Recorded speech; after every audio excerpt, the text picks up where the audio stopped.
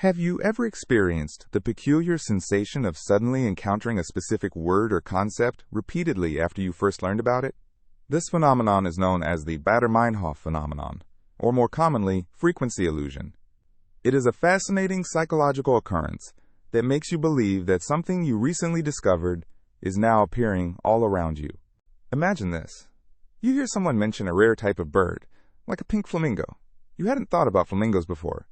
But soon after, you find a picture of one in a magazine, spot a reference on social media, and even see one in an advertisement. You might start to wonder, how is it possible that flamingos are popping up everywhere all of a sudden? This curious misperception occurs because your brain is now alert to the idea of flamingos, causing you to notice instances you would have otherwise overlooked. This phenomenon plays a significant role in how we process information. Our brains are constantly bombarded with stimuli, and it can be overwhelming. To manage this, our minds tend to filter out unimportant information. When we learn something new, however, our brains shift. They become more actively engaged and receptive to that piece of information, essentially tuning into a frequency where the newfound knowledge is more likely to catch our eye. The Baader-Meinhof phenomenon is also related to cognitive biases. There are many different biases affecting how we perceive information. Confirmation bias, for instance, is where we focus on evidence that supports our beliefs and overlook contradictory data.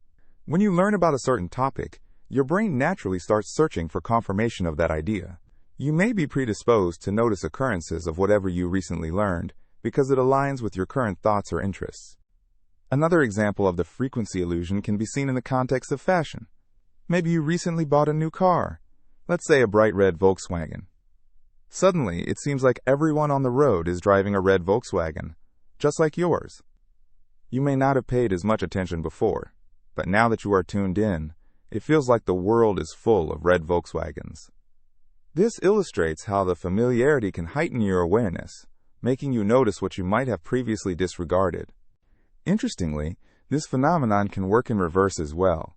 If you've just heard a rumor or a negative story about a public figure, your mind may become hyper-focused on that narrative. You will likely notice more headlines or discussions that relate to that narrative or figure, further reinforcing that perception. This can create an echo chamber effect, where your focus on certain information skews your overall perception of reality. The Baader-Meinhof phenomenon also serves an important evolutionary purpose. From a survival standpoint, being able to recognize and remember certain signs or patterns in nature was essential. For instance, noticing the distinct markings of a venomous snake could save your life. Modern society replaces those physical cues with information and data. Thus, the ability to spot patterns helps us navigate the complexity of our daily environments. The frequency illusion is not limited to words, objects, or vehicles. It can also apply to ideas, beliefs, and concepts. If you immerse yourself in a particular philosophy or subject, such as minimalism or mindfulness, you may begin to see discussions, articles, and examples of that philosophy more frequently. Your newfound interest sharpens your awareness and opens up a world of connections you were previously unaware of. Understanding the Baader-Meinhof phenomenon can also enrich your interactions. It encourages us to explore our surroundings and to challenge our perceptions. By recognizing that our attention is selective, we can consciously broaden our perspectives by exposing ourselves to new ideas, cultures, and experiences. The world is full of information, and the richness of those experiences flourishes when we allow ourselves to see beyond our current focus. In a world where information is vast and sometimes overwhelming, the Baader-Meinhof phenomenon reminds us of the power and flexibility of our perceptions. Our brains are specifically designed to notice patterns and make connections. Cultivating curiosity and openness can allow us to appreciate how interconnected our experiences are, revealing truths, insights, and perspectives we may have previously overlooked. The next time you notice something seemingly cropping up everywhere, take a moment to reflect on your own heightened awareness. Consider the cycle of learning and perception that is at play. Embrace the wonder of this phenomenon and let it guide you to explore new thoughts, ideas, and discoveries that may be waiting just beyond your current line of sight. After all, the world is vast, and sometimes all it takes to notice something new is to shift your perspective just a little bit. So keep an eye out and enjoy the magic of perception in your everyday life. Have you ever looked at a cloud and thought it resembled a face? Or perhaps you noticed a face in a piece of toast, or even in the patterns of a wall. This phenomenon is known as pareidolia, and it's a fascinating aspect of human perception that reveals much about how our brains work. Pareidolia is the tendency of the human mind to perceive familiar patterns where none actually exist. This might include interpreting a random arrangement of shadows and light as a face, or seeing a figure in a rock formation. This phenomenon is not just a quirky aspect of human cognition. It has deep roots in our evolutionary history. The origins of pareidolia lie in our brain's remarkable ability to recognize and process faces. Humans are wired to be social creatures, and the ability to quickly identify faces in a crowd or in our surroundings has been crucial for survival. From the earliest days of our ancestors, being able to recognize a friendly face or identify a potential threat in the form of a stranger has provided a significant advantage. This adaptive link to our social interactions is so strong that our brains have developed a specialization for face recognition. Imagine the early humans wandering through a dense forest filled with towering trees and dense foliage.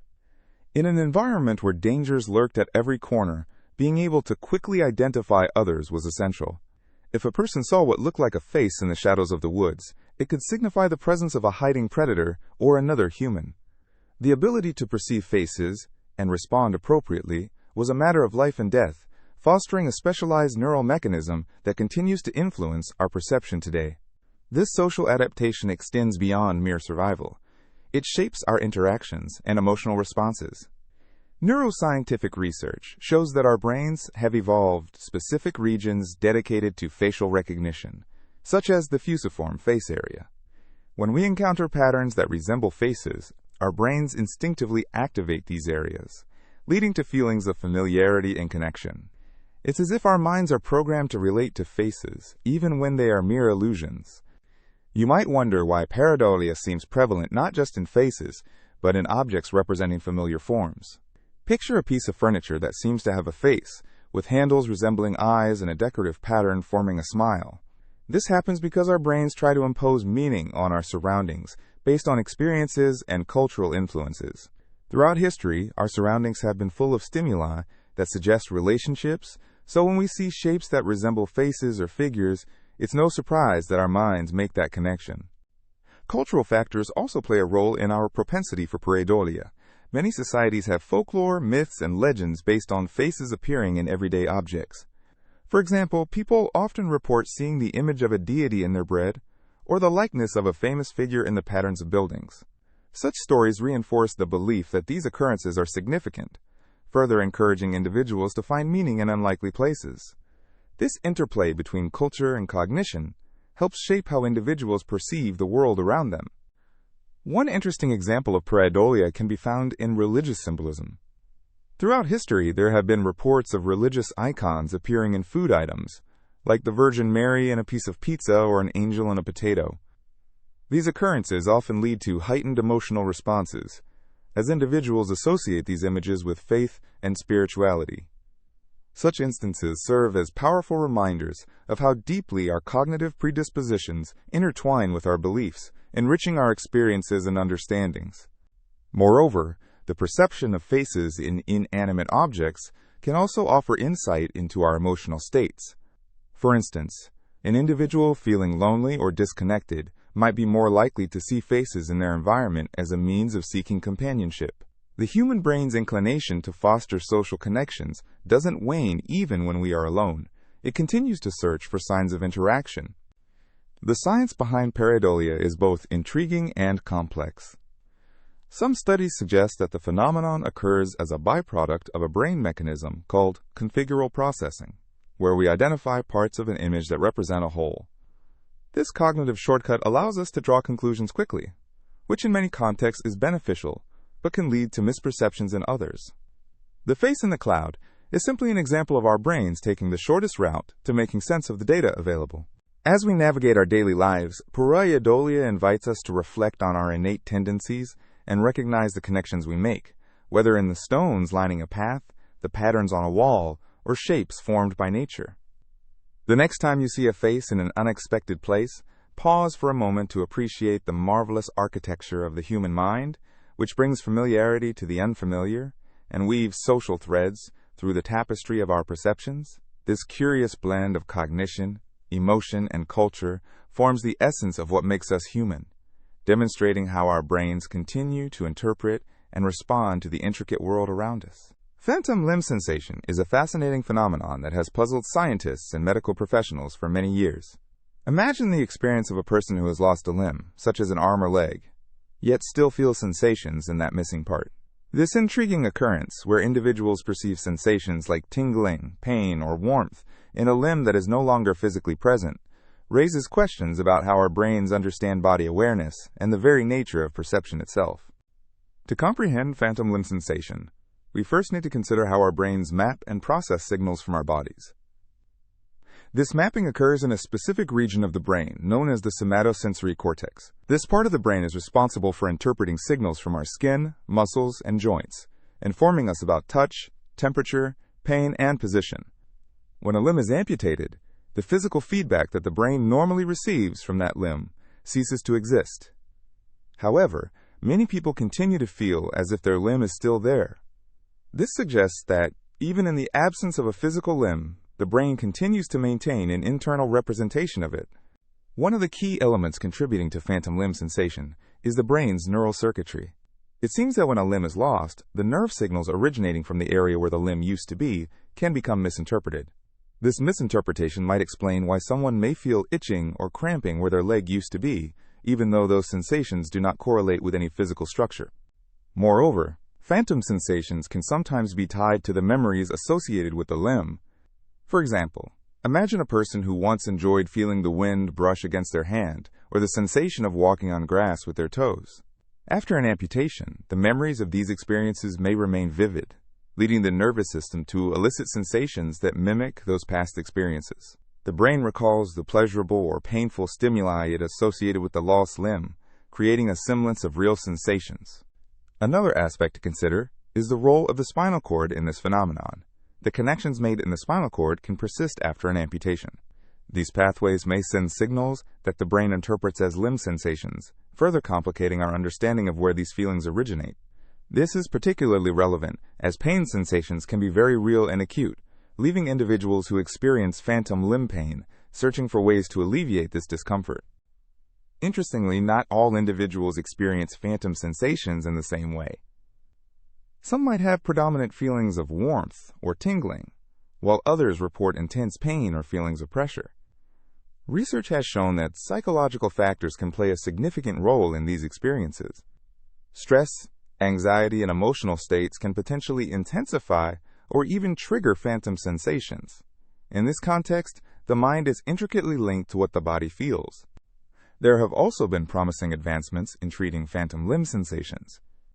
One approach involves mirror therapy, where individuals look into a mirror reflecting their intact limb while simultaneously performing movements. This visual feedback sometimes tricks the brain into believing that it is still receiving signals from the missing limb, helping to alleviate the distress associated with phantom sensations. Some people have also found relief through physical therapy or use of medications that target nerve pain. The study of phantom limb phenomena not only unravels the mysteries of perception, but also challenges our understanding of the mind-body connection. It raises profound questions regarding self-awareness and our experience of the physical world. If sensations can persist in a non-existent limb, what does that mean for our understanding of our bodies and our minds? It highlights the importance of how our brains construct our reality, giving us insight into the complexities of human consciousness. In a broader sense, phantom limb sensation also serves as a reminder of the resilience of the human body and mind. It demonstrates how, even in the face of loss, our brains continue to adapt and find ways to connect with past experiences. The sensations may be ghostly remnants of a time when the limb was a part of everyday life. In this regard, phantom limb sensation becomes more than just a medical mystery. It embodies the enduring memory of our bodies and the powerful ways in which we interact with the world around us. As scientists delve deeper into this fascinating phenomenon, they continue to uncover more about how our brains create and manage the perceptions of our bodies. Phantom limb sensation not only enriches our understanding of the nervous system, but also offers a glimpse into different dimensions of human experience. It prompts us to consider how we comprehend our identity and existence, ultimately revealing more about the beautiful interplay between mind and body. The placebo effect is a fascinating phenomenon that reveals the incredible power of the mind over the body. It occurs when a person experiences real changes in their health or well-being after receiving a treatment that has no active therapeutic value, simply because they believe it will work.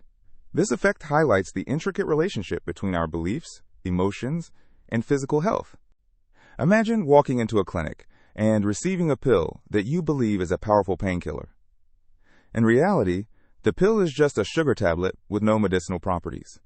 Yet, after taking it, you notice that your pain has diminished significantly. This is the essence of the placebo effect. Your belief in the treatment has triggered a physiological response in your body.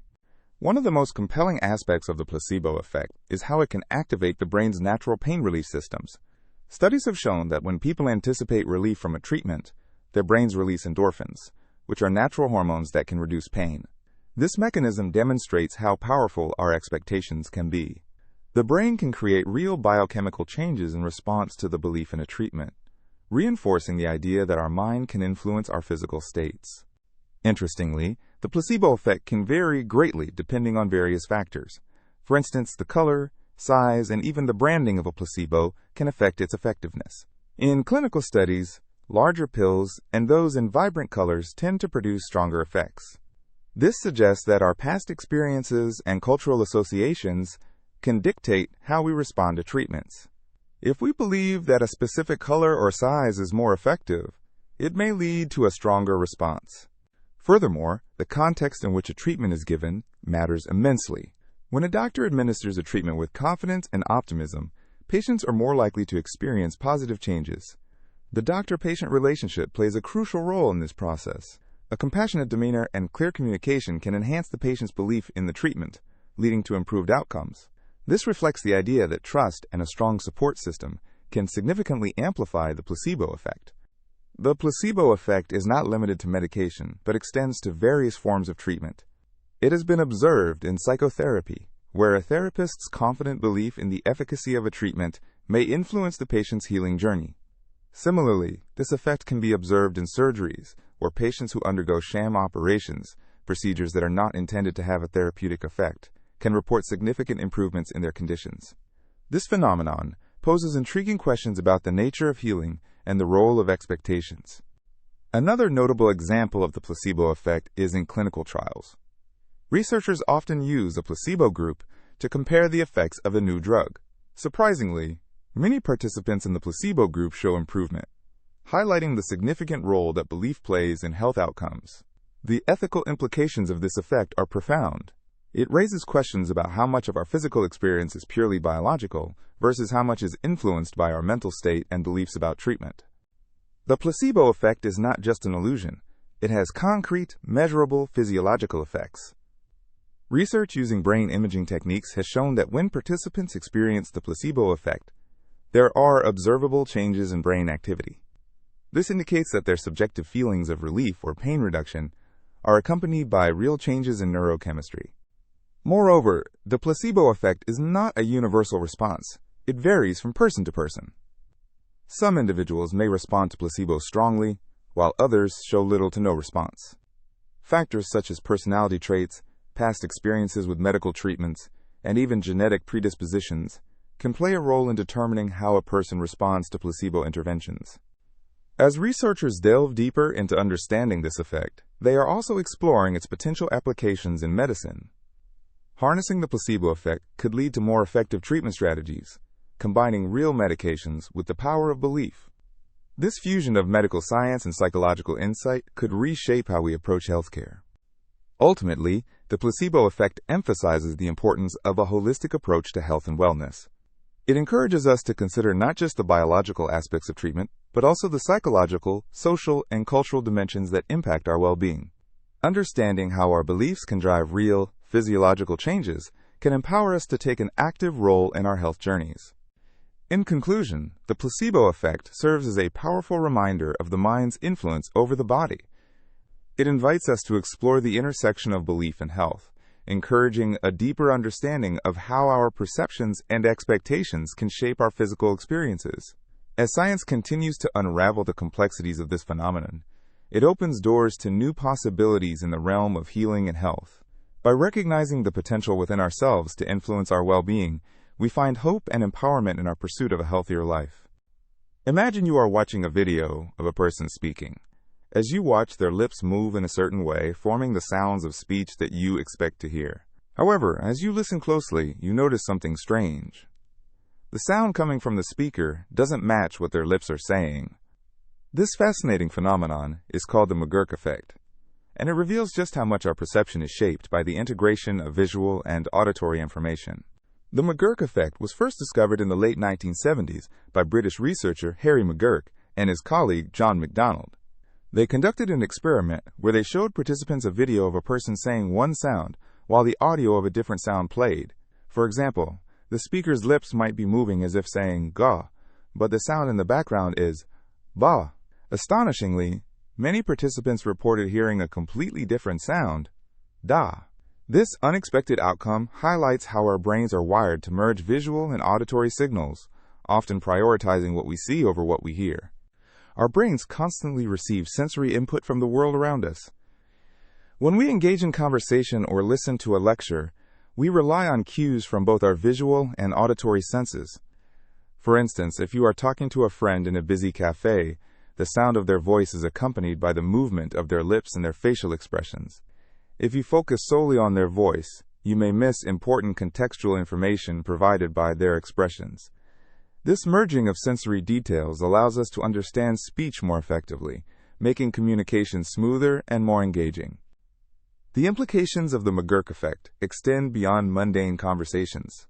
Consider the realm of music. When watching a live performance, the video of the artist playing an instrument can enhance the way you hear the music. The visual connection between the sound of the guitar and the movements of the performer can alter your overall experience. If the performance is visually compelling, you might perceive the sound as richer or more emotional, even if the audio quality is subpar. However, what happens when the visual and auditory signals conflict?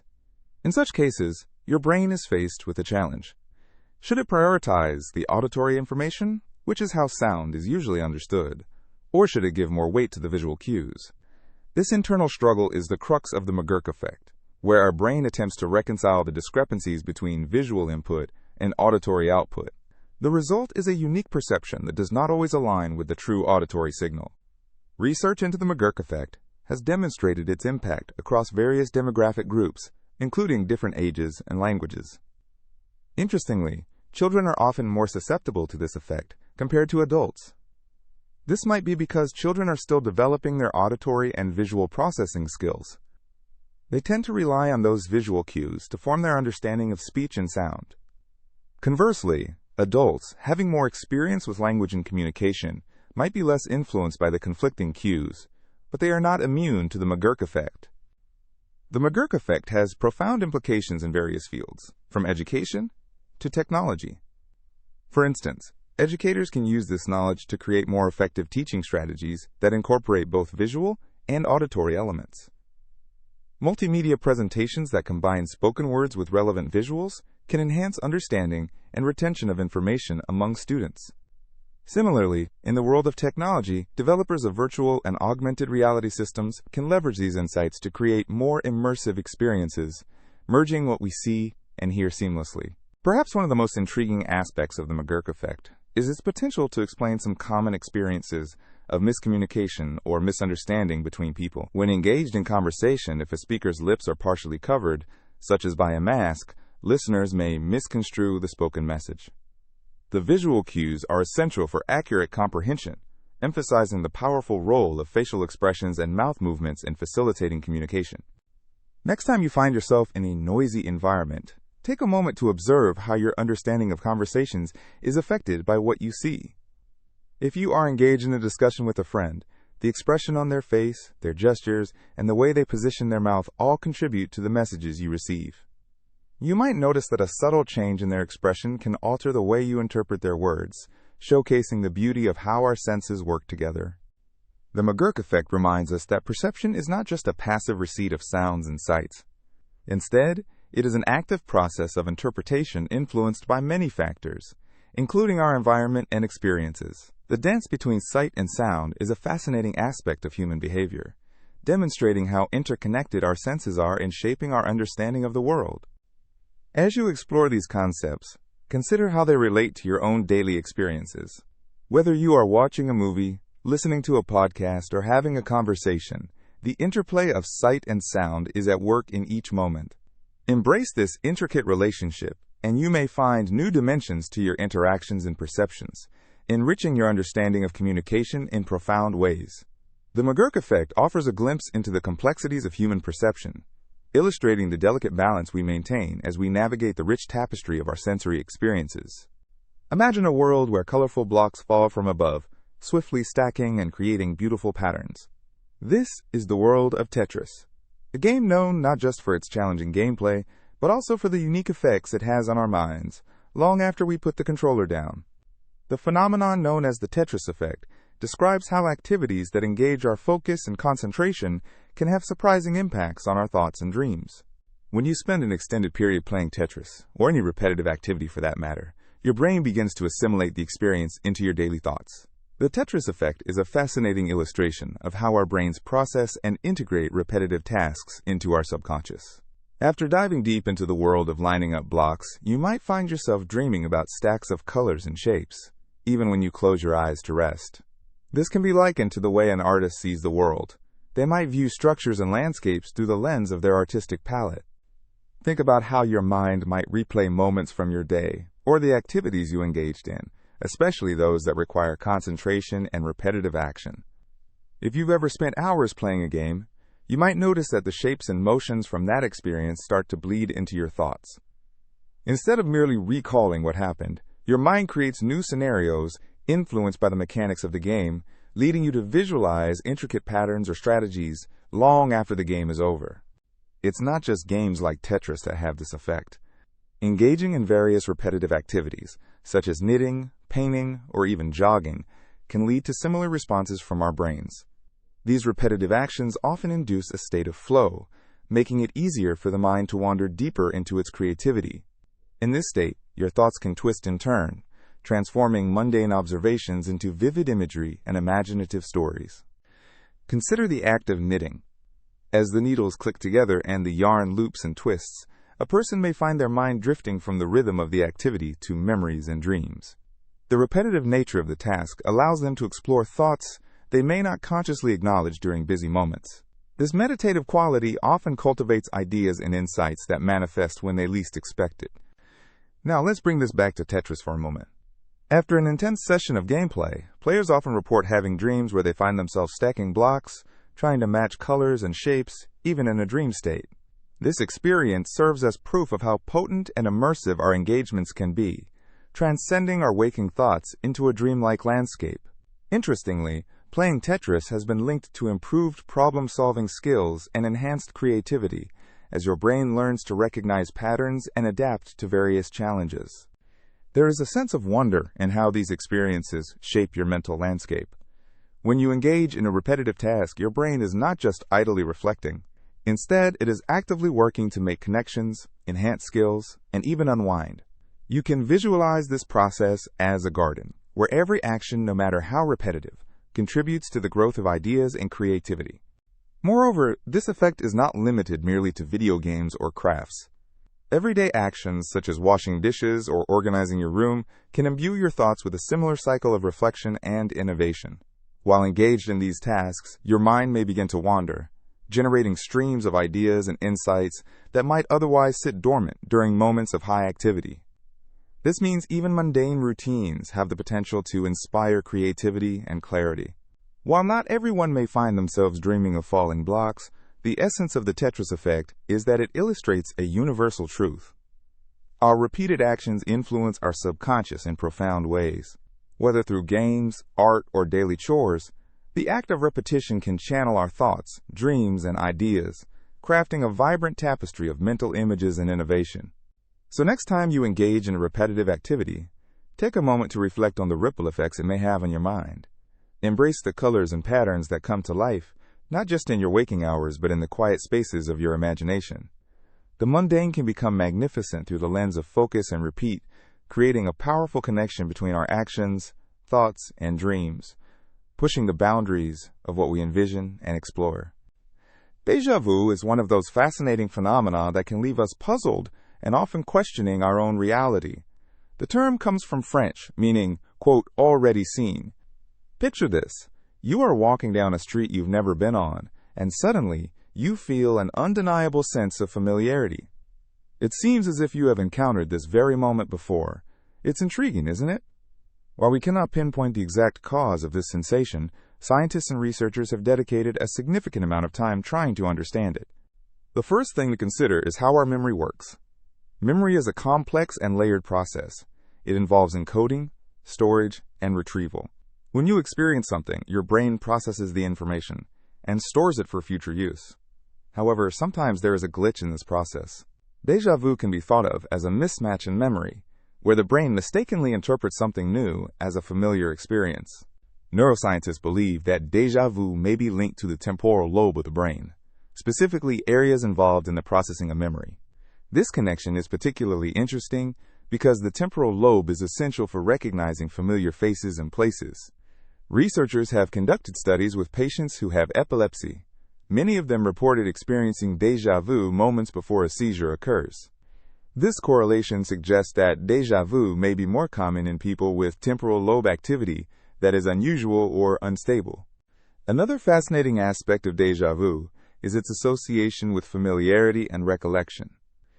When you encounter something déjà vu inducing, it's as if your brain is simultaneously experiencing both the sensation of recognition and the realization that this moment is new. This duality creates a mixed signal that can be quite disorienting.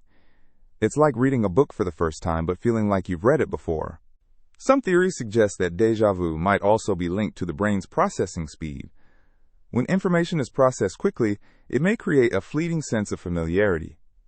Imagine watching a movie scene where you see two characters talking in a cafe. If your brain processes this scene more quickly than normal, you might experience a sensation that tells you, "This feels familiar." In reality, you are simply experiencing an accelerated response from your brain. Age can also play a role. Research indicates that déjà vu experiences are more common in younger adults, particularly between the ages of 15 and 25. As we age, the frequency of these sensations tends to decrease. One theory proposed for this trend is that younger individuals are exposed to a greater variety of new experiences, leading to a higher likelihood of the brain making unexpected connections that can trigger déjà vu. Interestingly, the percentage of people who report experiencing déjà vu at least once in their lives is quite high, around 70 to 90%. It's comforting to know that the majority of us have brushed shoulders with this peculiar sensation. Some people even seek out or cultivate experiences that might evoke déjà vu, finding it an enjoyable quirk of the mind. These individuals might intentionally visit places or engage in activities that seem reminiscent of past experiences, hoping to entice that odd yet intriguing feeling. Besides neurology, some cultural references and beliefs surround déjà vu. Many cultures interpret the experience in various ways, often attributing spiritual or mystical meanings to these moments. Some view it as a message or sign, while others might see it as a glimpse into an alternate reality. From a philosophical perspective, déjà vu invokes questions about the nature of reality and existence, leading to deep contemplation about the universe and our place within it. Moreover, the connection between déjà vu and dreams is a topic of interest. It has been suggested that dreams can create scenarios where our brains fabricate experiences, which later resurface during waking moments as déjà vu. You might dream of a particular environment or situation, and later find yourself in that very same place. The brain often blurs the boundaries between memory and imagination, making it easy for déjà vu to emerge from such intertwined experiences. Some researchers have attempted to simulate déjà vu in controlled environments by exposing participants to images or situations that have subtle changes or similarities to previous stimuli. This experimentation has yielded interesting results, further hinting at the complexity of perception and memory. The brain's ability to form associations is a powerful force, shaping our experiences and understanding of the world around us. The next time you encounter that uncanny feeling of familiarity in an unfamiliar situation, take a moment to appreciate the complexity of your mind. Déjà vu serves as a reminder of the intricate workings of our memory and perception. This curious phenomenon not only captivates our attention, but also reminds us of the fascinating capabilities of the human brain. So as you go about your day, keep your mind open to new experiences and embrace the unexpected moments that life throws your way. After all, Exploring the mysteries of our own consciousness adds an element of wonder to our everyday lives. Imagine a world where your senses do not operate in isolation, but instead intertwine, like strands of a beautiful tapestry.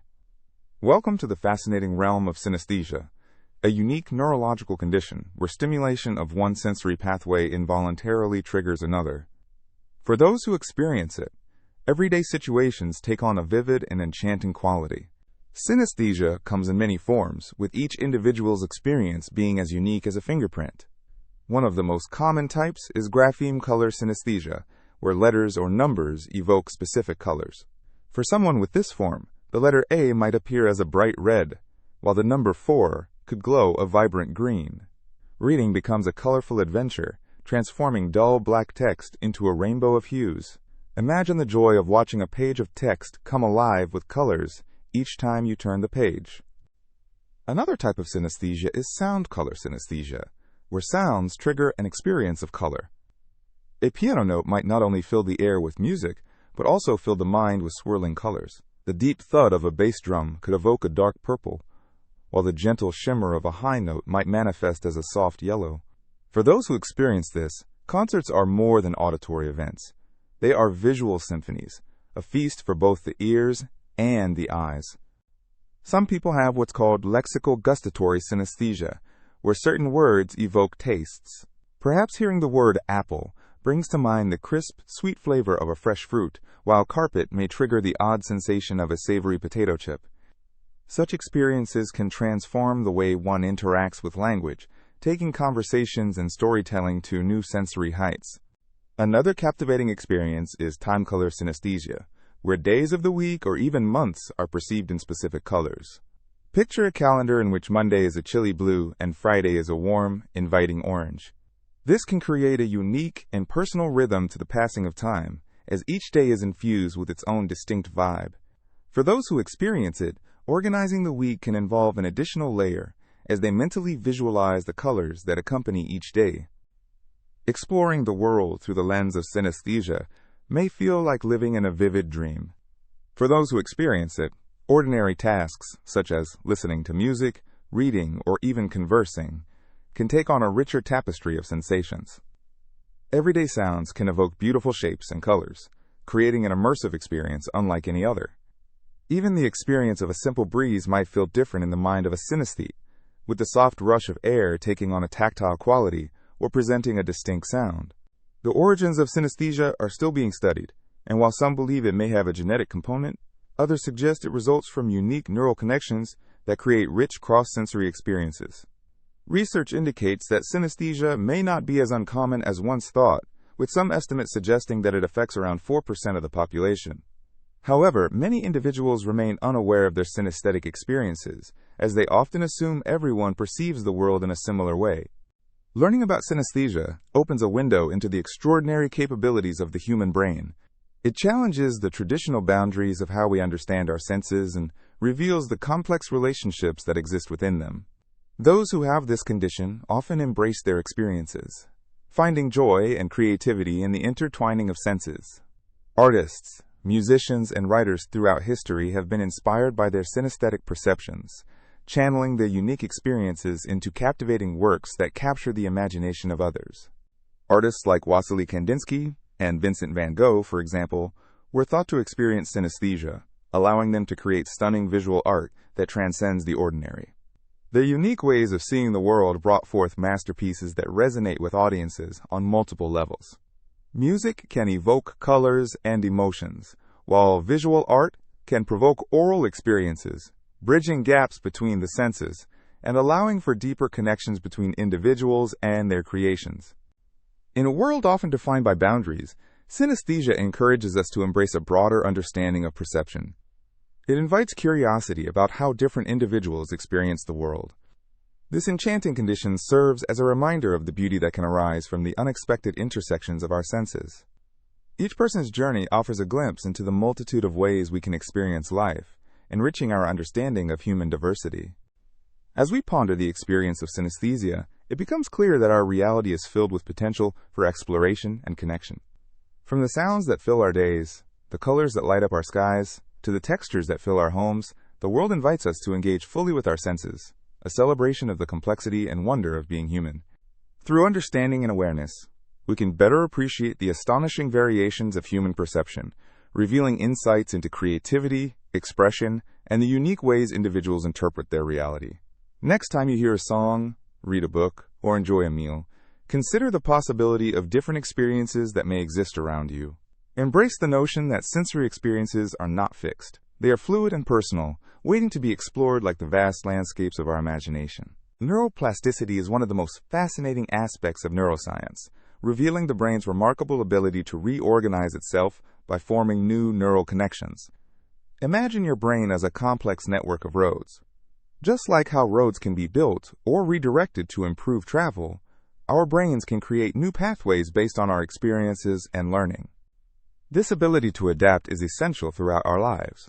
From the moment we are born, our brains start to wire themselves according to the stimulation they receive.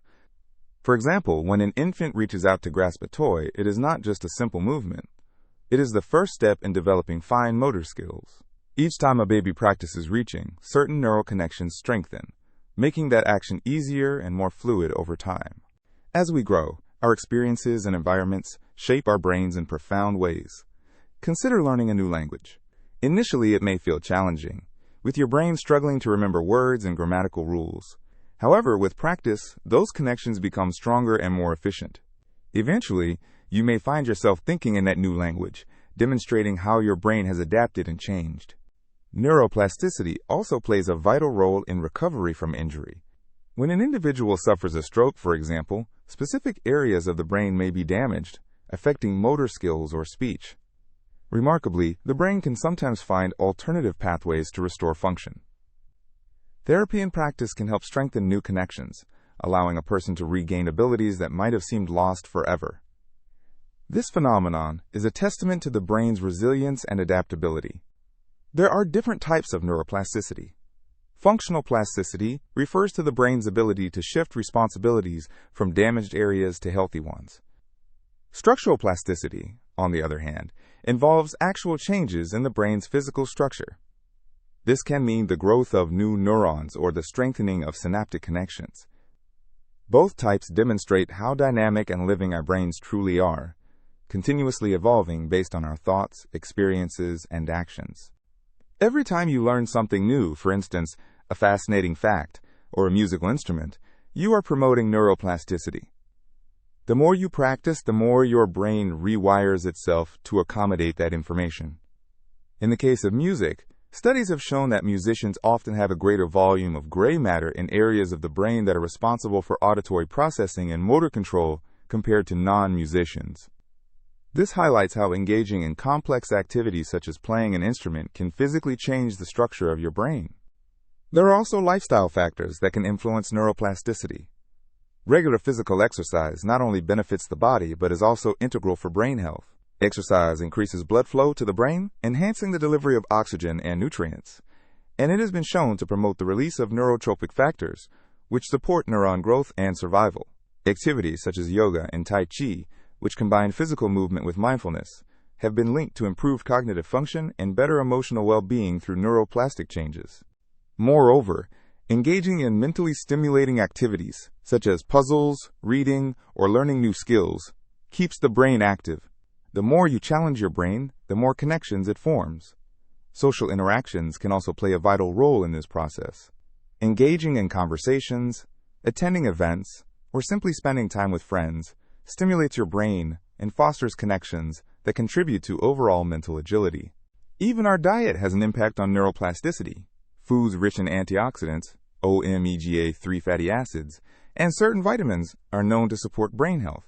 For instance, fatty fish like salmon, rich in omega-3s, have been shown to enhance neuroplasticity and even lower the risk of cognitive decline as we age.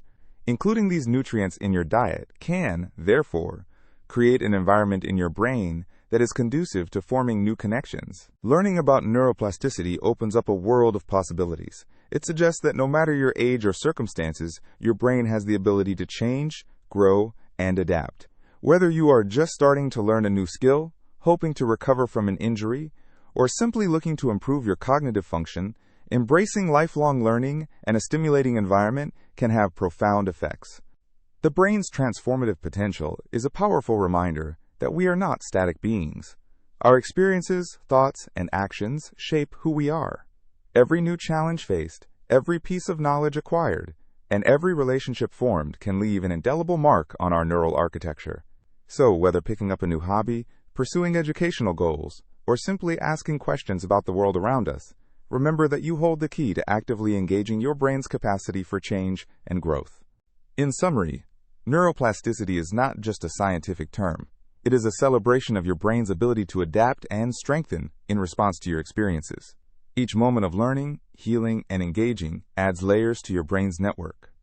Imagine your brain not merely as a repository of knowledge, but as a dynamic entity that thrives on challenges and stimuli, continually evolving with each passing experience. Therefore, explore, learn, and engage with the world around you, and witness the wonders of neuroplasticity unfold within you. Fregoli Delusion is a fascinating psychological disorder that captivates both the mind and the imagination. Imagine walking through a busy street, surrounded by a crowd, but you suddenly feel a strange sensation that every person you see is actually one individual in different disguises. This condition, named after an Italian actor named Leopoldo Fregoli, who was known for his ability to change his appearance rapidly and seamlessly, illustrates a unique twist in the perception of reality. At its core, Fregoli delusion is classified as a type of paranoia, where the affected individual believes that various people in their environment are all the same person who is able to change their appearance and identity. This delusion can be incredibly confusing and can create a sense of distrust towards others. For someone experiencing this condition, it may feel like they are navigating a world filled with hidden identities, leading to a heightened sense of anxiety and suspicion. One intriguing aspect of Fregoli delusion is related to the functioning of the human brain. Our brains possess incredible abilities to recognize faces and discern different individuals. However, for those with this delusion, the brain's filters may become skewed. Imagine standing at an art gallery where each painting represents a different face, yet your mind insists that each one is just a variation of the same artist's work. This can lead to disorientation as the individual struggles with what is real and what is perceived. While this disorder is rare, it often emerges in individuals who experience certain psychiatric conditions, such as schizophrenia or mood disorders. These individuals may face challenges in distinguishing between their own thoughts and the realities around them. If you were to engage in a conversation with someone suffering from Fregoli delusion, you might notice that they describe ordinary interactions in extraordinary ways. A simple hello from a stranger could be suspected as an undercover operation by someone they believe is following them.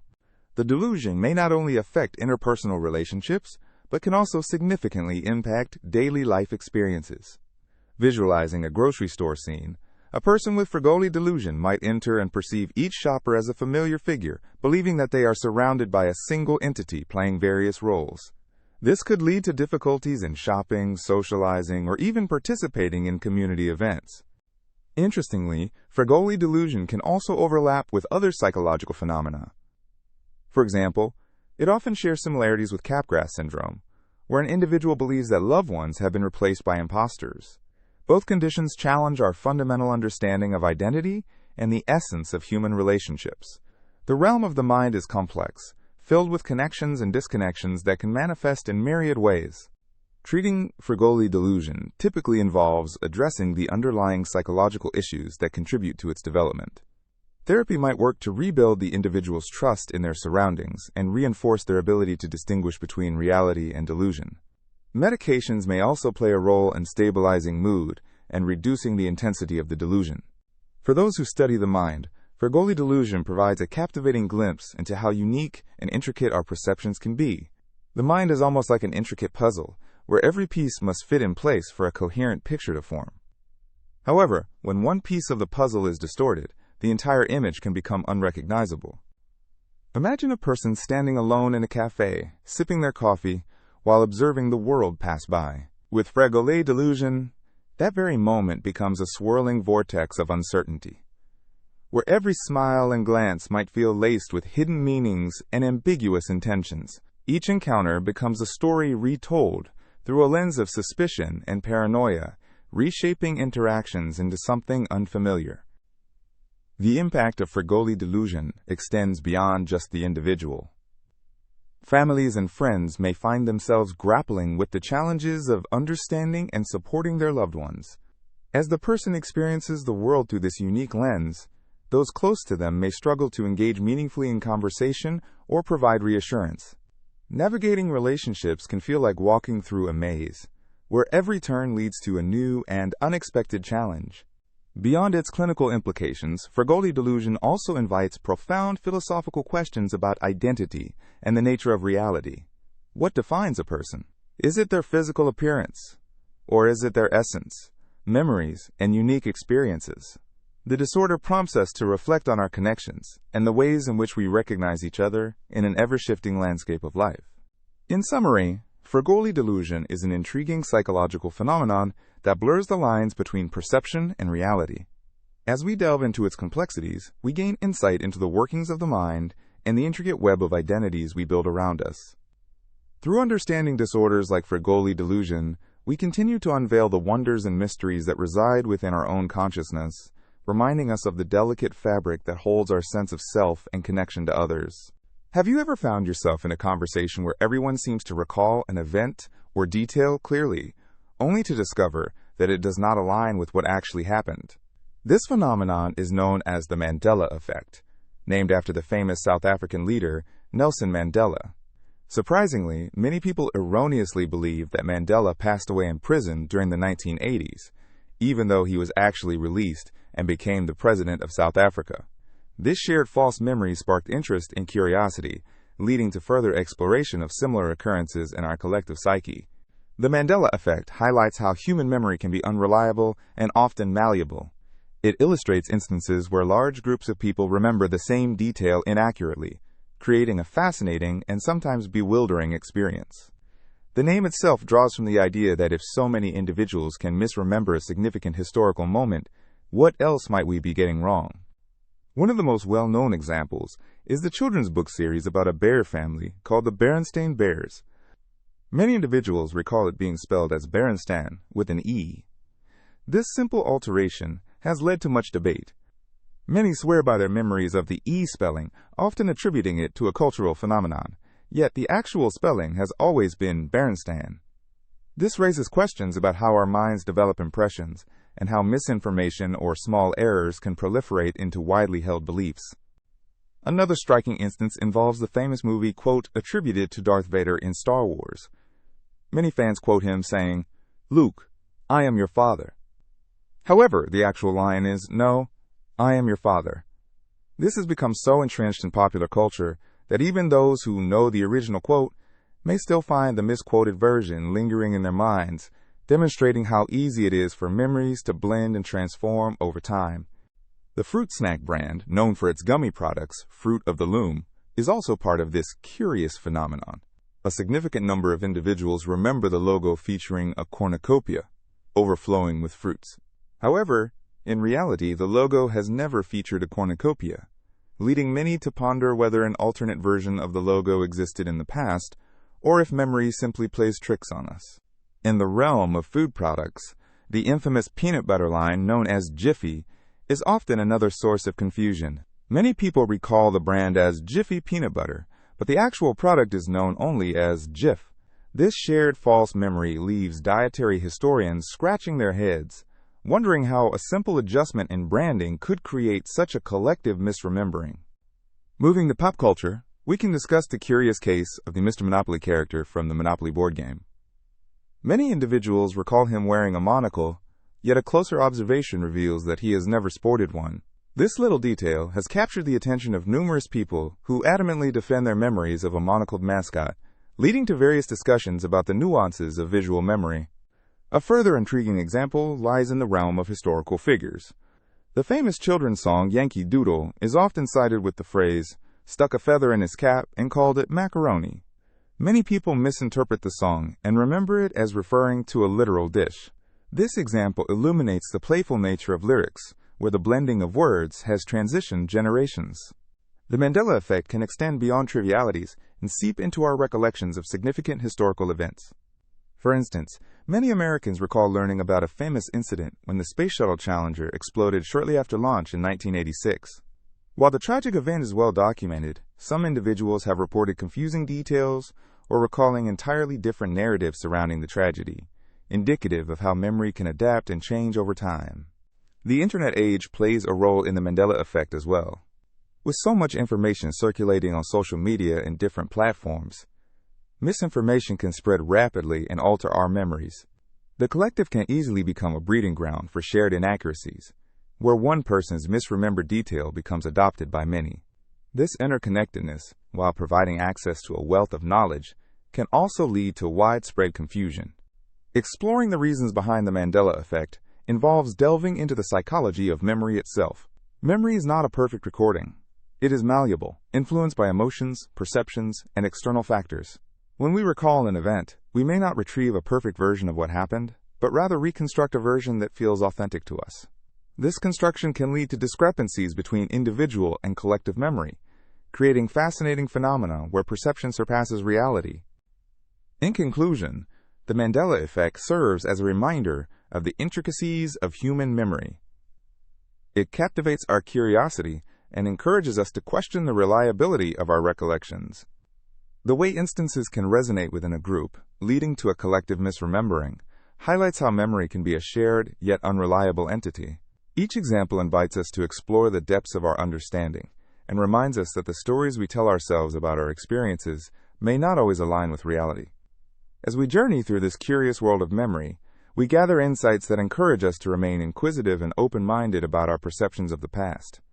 In the realm of psychology, there exists a fascinating experiment that sheds light on how our minds process visual information and selective attention. This experiment, often referred to as the gorilla experiment, is a stunning demonstration of how we can completely miss significant events occurring right before our eyes, simply because we are focused on something else. Imagine this. A group of participants is gathered in a room. All eyes are on a video displayed on a screen. In this video, two teams are passing a basketball back and forth. One team is dressed in white shirts, while the other dons black shirts. The participants are given a simple task: to count the number of passes made by the team in white. With this clear objective in mind, everyone becomes intensely focused on counting the passes, concentrating on the players in white shirts, tracking every move they make. Now, while all this is happening, something unexpected occurs. A person dressed in a gorilla suit enters the frame, walks into the center of the action, pauses to face the camera, and then exits the scene. After the video ends, the participants are asked if they noticed anything unusual. To the surprise of many, a significant portion of the viewers admits they saw nothing out of the ordinary. They completely missed the gorilla, an unexpected event that occurred right in front of them, simply because their attention was deeply invested in the task of counting the passes. This experiment showcases a powerful principle of human perception and attention, known as inattentional blindness. It highlights how our brains prioritize information by filtering out what is deemed unnecessary based on our current focus. In this case, the participants were so absorbed in counting basketball passes that they were blind to the larger context of what was happening in the video. Interestingly, this phenomenon is not limited to just basketball and gorillas. It can be observed in daily life situations. Consider a moment when you are engaged in a conversation with a friend while walking down the street. Perhaps you are discussing an important topic, and in your focus on your friend's words, you might completely miss an intriguing street performer or an unusual event happening nearby. The selective attention your mind exercises allows you to concentrate on the conversation, but at the cost of missing out on other experiences. This experiment raises fascinating discussions about perception, attention, and how we interpret our surroundings. In our technology-driven world, where distractions abound, the gorilla experiment serves as a reminder of the limitations of our attentional capacity. Social media notifications, constant alerts from our devices, and the demands of multitasking pull at our focus, often leading us to overlook noteworthy encounters in our day-to-day lives. The implications of this experiment expand beyond the realm of psychology. It reaches into education, safety, marketing, and even law enforcement. For instance, in the classroom, when students are focused intently on a particular lesson or problem, they may miss crucial instructions given by the teacher. Similarly, in a driving context, a driver concentrating on navigation might not notice a pedestrian crossing the street, leading to dangerous situations. Marketing experts, too, have taken note of how selective attention can influence consumer behavior. Advertisements are now designed to captivate audiences quickly, recognizing the fleeting nature of attention spans. Just like the gorilla in the video, marketers need to understand how to create engaging content that stands out amidst the clutter of everyday distractions. The gorilla experiment not only sheds light on human perception, but also serves as a valuable reminder to remain aware of our surroundings. As we navigate a world filled with distractions, this knowledge encourages us to take moments to pause, observe, and appreciate the richness of our environment. So, what can we learn from this captivating experiment? While our minds are powerful tools for focusing on specific tasks, they can also create blind spots.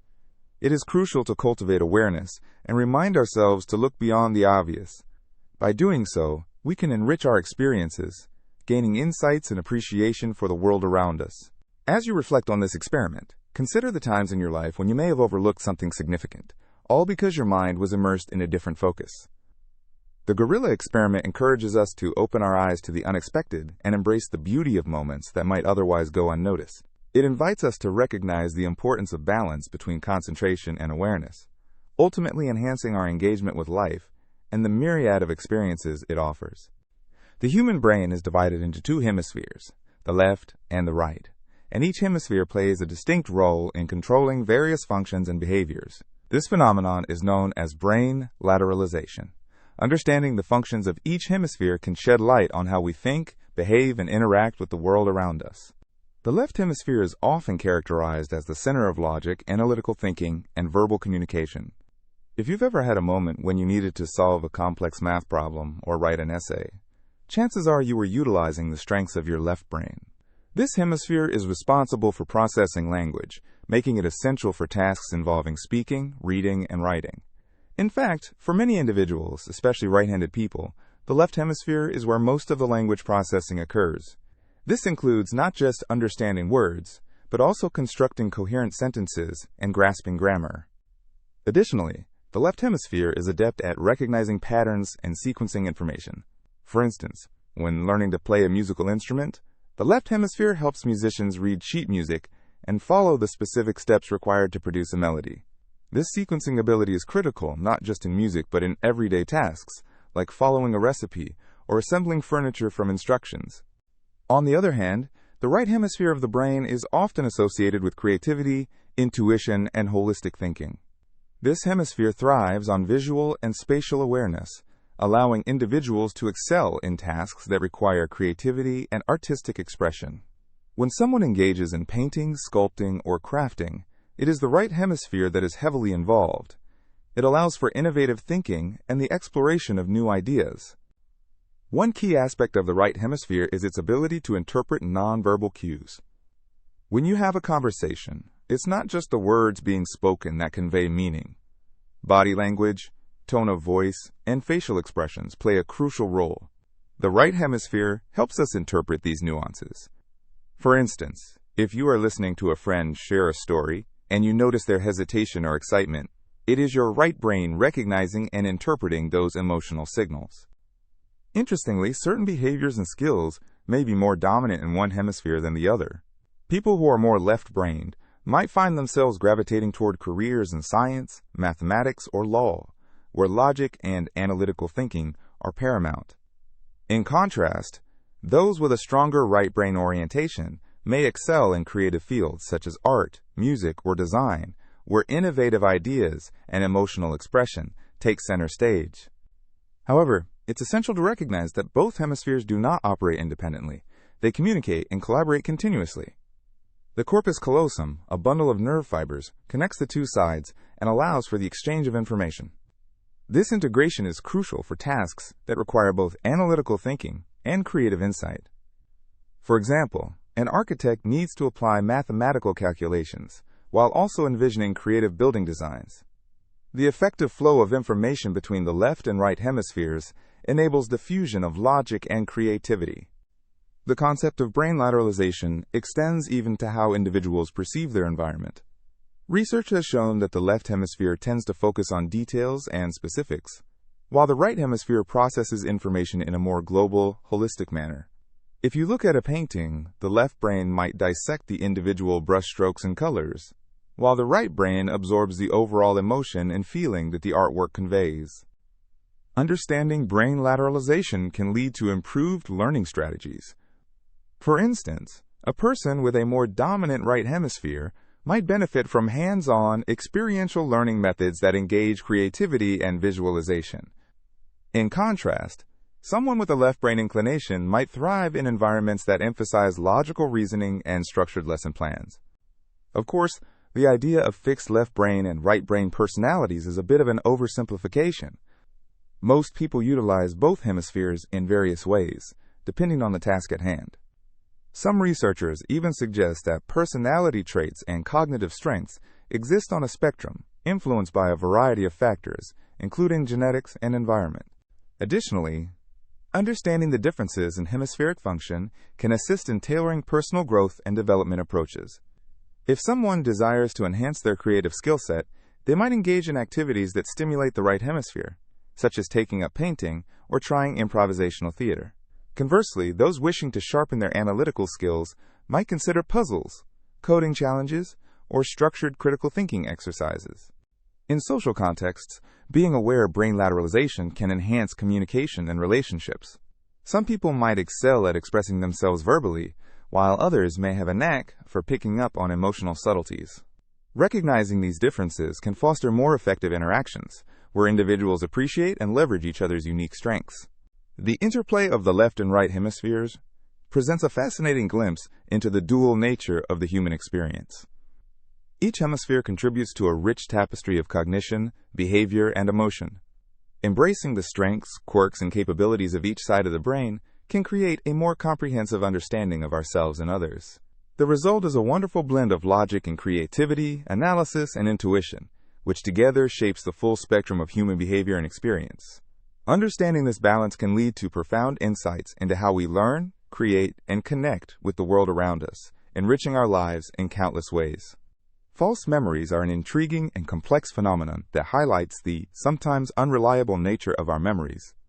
Imagine vividly recalling a childhood birthday party where there were balloons, games, and laughter, only to discover later that this event never happened, or perhaps it happened in a different context. This is the essence of false memories, memories that feel real, but are actually distorted or fabricated. The understanding of false memories begins with our brain's remarkable ability to store and retrieve information. Memories are not like video recordings stored away in a closet. Rather, they are dynamic and malleable. Every time we recall a memory, we are not just pulling it from a vault, but instead reconstructing it, which can lead to alterations over time. This means that every time we think back to an event, we risk adding in details that were not originally part of our experience. One key factor contributing to false memories is the power of suggestion. For example, in psychological studies, researchers have demonstrated that when individuals are given misleading information about an event, their recollections can change to accommodate those new details. Consider a study where people watch a video of a car accident. When asked leading questions, such as how fast were the cars going when they smashed into each other, many participants later recalled seeing broken glass, even though no glass was present. Their memory altered due to the influence of the word smashed, creating a more vivid and dramatic image of the event. Another contributing factor is the incorporation of external information into our personal memories.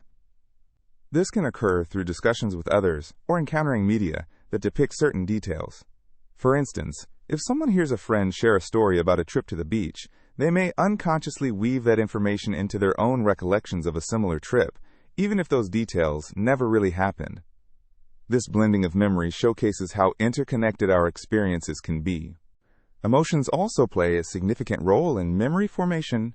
High-stress situations or emotionally charged events can lead to the creation of memories that feel incredibly robust but might not accurately represent reality. The mind often emphasizes certain details or emotional reactions, which can distort how we remember what actually occurred.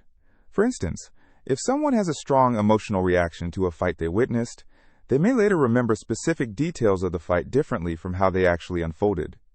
Moreover, social influences can shape memories in surprising ways. Confirmation bias, where individuals prioritize information that aligns with their beliefs, can result in the reinforcement of false memories. If a person believes they had a specific experience and hears it mentioned by someone else, they may be more likely to accept that narrative, even if it is inaccurate. This is the power of community and shared experiences, but it can unfortunately lead to a collective acceptance of events that never took place. The phenomenon of false memories has also been explored in therapeutic settings.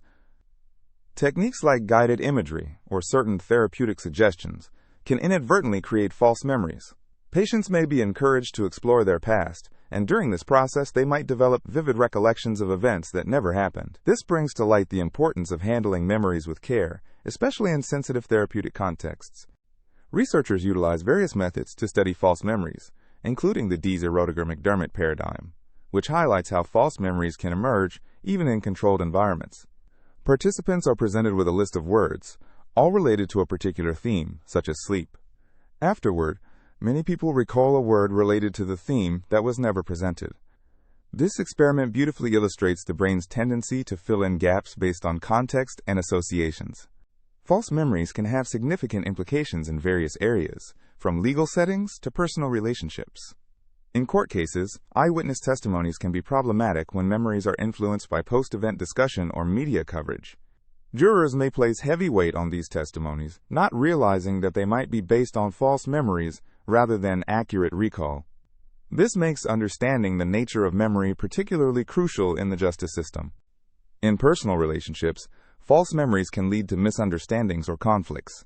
One person may remember a contentious discussion very differently than their partner, leading to frustration and confusion.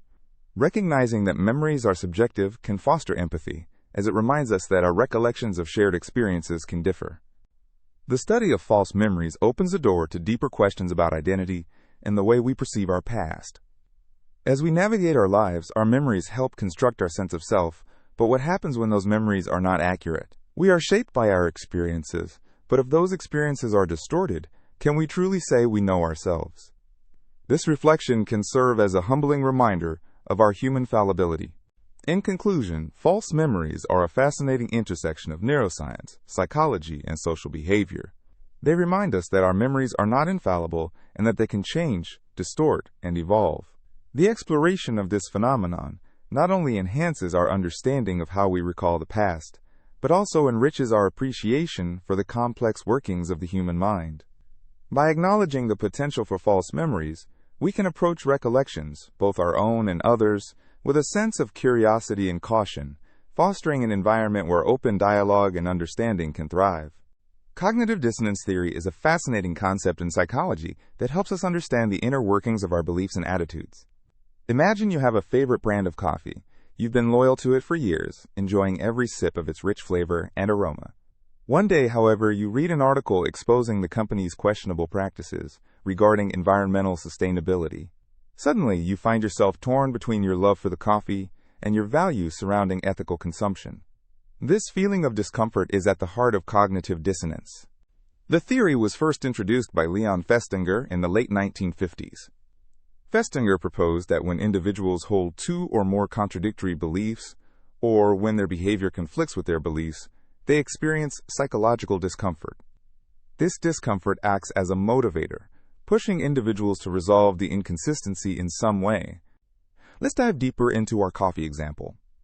In this case, the conflict arises from two competing ideas, the enjoyment of your coffee and the desire for ethical consumption. To alleviate the dissonance, you might take several different paths. One approach could be to change your beliefs about the brand. You might convince yourself that the taste is too good to give up, prioritizing personal enjoyment over environmental concerns. Another option could be to change your behavior. Maybe you decide to switch to an ethically sourced coffee brand, aligning your purchasing habits with your values. This process of resolving dissonance can also manifest in subtle but profound changes in attitude. If someone you respect passionately argues against the coffee brand due to its unethical practices, you might feel even more pressure to change your beliefs. The opinion of others can significantly influence our attitudes, steering us towards modifications that reduce discomfort. Cognitive dissonance can occur in various scenarios beyond consumer choices. Take a look at political beliefs. Imagine someone who supports a particular policy passionately, but then discovers statistics indicating that the policy has negative consequences. The dissonance between their support and the new information can create a strong urge to either downplay the significance of the data or dismiss it altogether. Alternatively, they can choose to reassess their stance on the policy, leading to a possible shift in their political beliefs. The need for harmony in our beliefs often drives us to adopt new perspectives that align more closely with the information we encounter. Consider another relatable situation: dieting. Picture someone who is trying to lose weight but finds themselves indulging in dessert. The internal conflict between the desire to enjoy sweets and the goal of maintaining a healthy diet creates dissonance. To lessen this discomfort, they might justify their actions by saying they've had a long day and deserve a treat. Or they might decide to skip dessert entirely for a healthier choice. Beyond personal examples, societal changes can also exhibit cognitive dissonance. In recent years, we have witnessed a growing awareness of climate change. Many people who previously enjoyed certain habits or products that contribute to environmental damage experience dissonance. For instance, individuals who frequently drive gas-powered cars but value sustainability may begin to feel uncomfortable. This discomfort could lead to changes such as adopting more eco-friendly transportation options or advocating for policy changes. Interestingly, cognitive dissonance doesn't only affect our beliefs and attitudes, it can also influence our memory. Research has shown that people may selectively remember information that enhances their existing beliefs or minimizes their doubts. By focusing on supportive evidence, they can alleviate feelings of dissonance rather than confronting the incomplete nature of their understanding. Understanding cognitive dissonance allows for a broader perspective on human behavior. We are constantly negotiating our beliefs in relation to the world around us, always striving for internal consistency. This balancing act isn't limited to serious matters. It permeates daily life. Think of how we might cling to old opinions, even when confronted with new information, simply to avoid the discomfort. Ultimately, cognitive dissonance is a universal experience that shapes our interactions, beliefs, and decisions every day. It reminds us that our perceptions of reality are not fixed. They are fluid and can change based on our experiences and the information we engage with. As we encounter new ideas and perspectives, acknowledging the dissonance we feel can lead to personal growth and a more harmonious relationship with our beliefs. So next time you find yourself wrestling with conflicting thoughts or feeling uncomfortable about a choice you've made, remember that this dissonance is a natural part of the human experience. It reflects your desire for coherence and can be the catalyst for meaningful change. Embracing this uncomfortable space allows you to explore new ideas, challenge your perspectives, and ultimately grow as an individual. Dive into the richness of your beliefs, confront what doesn't sit well, and let the journey of understanding propel you towards a new horizon of thought. This exploration fuels personal development and encourages deeper understanding, enabling you to lead a more authentic life. Imagine walking through a busy city street, bustling with the sounds of traffic chatter and the distant music from a street performer. You might think that your eyes are capturing every detail of this vibrant scene.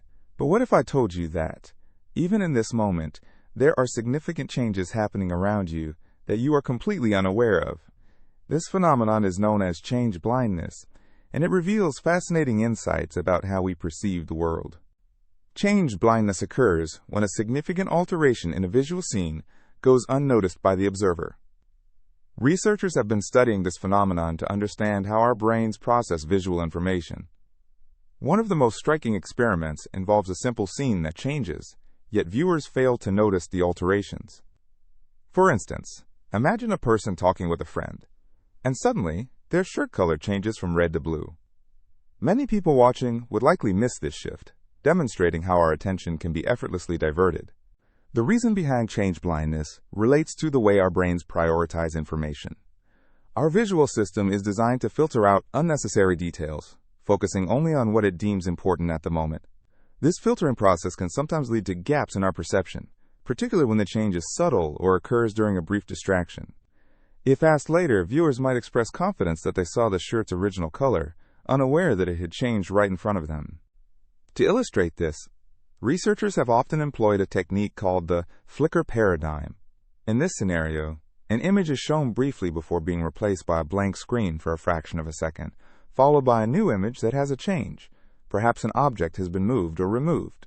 Participants who are asked to identify the change frequently struggle, even though the differences can be striking. This experiment highlights how momentary distractions prevent our brains from processing visual information accurately. Think about a movie scene where characters move in and out of frame. If the focus shifts or if there's a quick cut, you might miss what happens in between. Filmmakers often exploit this by using cuts to surprise audiences, manipulating their expectations and relying on change blindness to create suspense. When we switch focus, whether from one character to another or from the visuals to dialogue, our minds may not take in all the information we think we are observing. Interestingly, experts have identified several factors that contribute to our susceptibility to change blindness. One of those is the complexity of the scene. In a cluttered environment filled with many objects, our ability to detect changes diminishes. For instance, take a look around your living room. If someone were to rearrange the furniture while you're distracted by a phone call, it's quite possible you wouldn't even notice the changes when you walked back in. Our attention is naturally limited. We can only focus on so much at once. Another factor is the type of change involved. Some changes are more noticeable than others. For example, if a large painting is swapped for a completely different one, many individuals might catch that change right away. However, if a small decorative item is moved slightly to the left, it's likely to escape notice. This variance underscores our reliance on visual cues and how monumental differences can overshadow smaller, subtler changes. The implications of change blindness stretch beyond unique experiments and into daily life. This phenomenon has significant ramifications for fields like driving, where missing a change in the surroundings could result in accidents or near misses. Picture a driver navigating busy streets. If a street sign is obscured or changes while attention is diverted to a conversation, the driver could easily miss crucial information, highlighting the importance of awareness and concentration when on the road. Even in interpersonal interactions, change blindness plays a role. Professionals, such as doctors and nurses, can miss critical changes in a patient's condition if they aren't sufficiently attentive. A slight shift in vital signs or behavior can go unnoticed, affecting diagnosis and treatment. This reality emphasizes the importance of paying attention to subtle details, especially in high-stakes environments.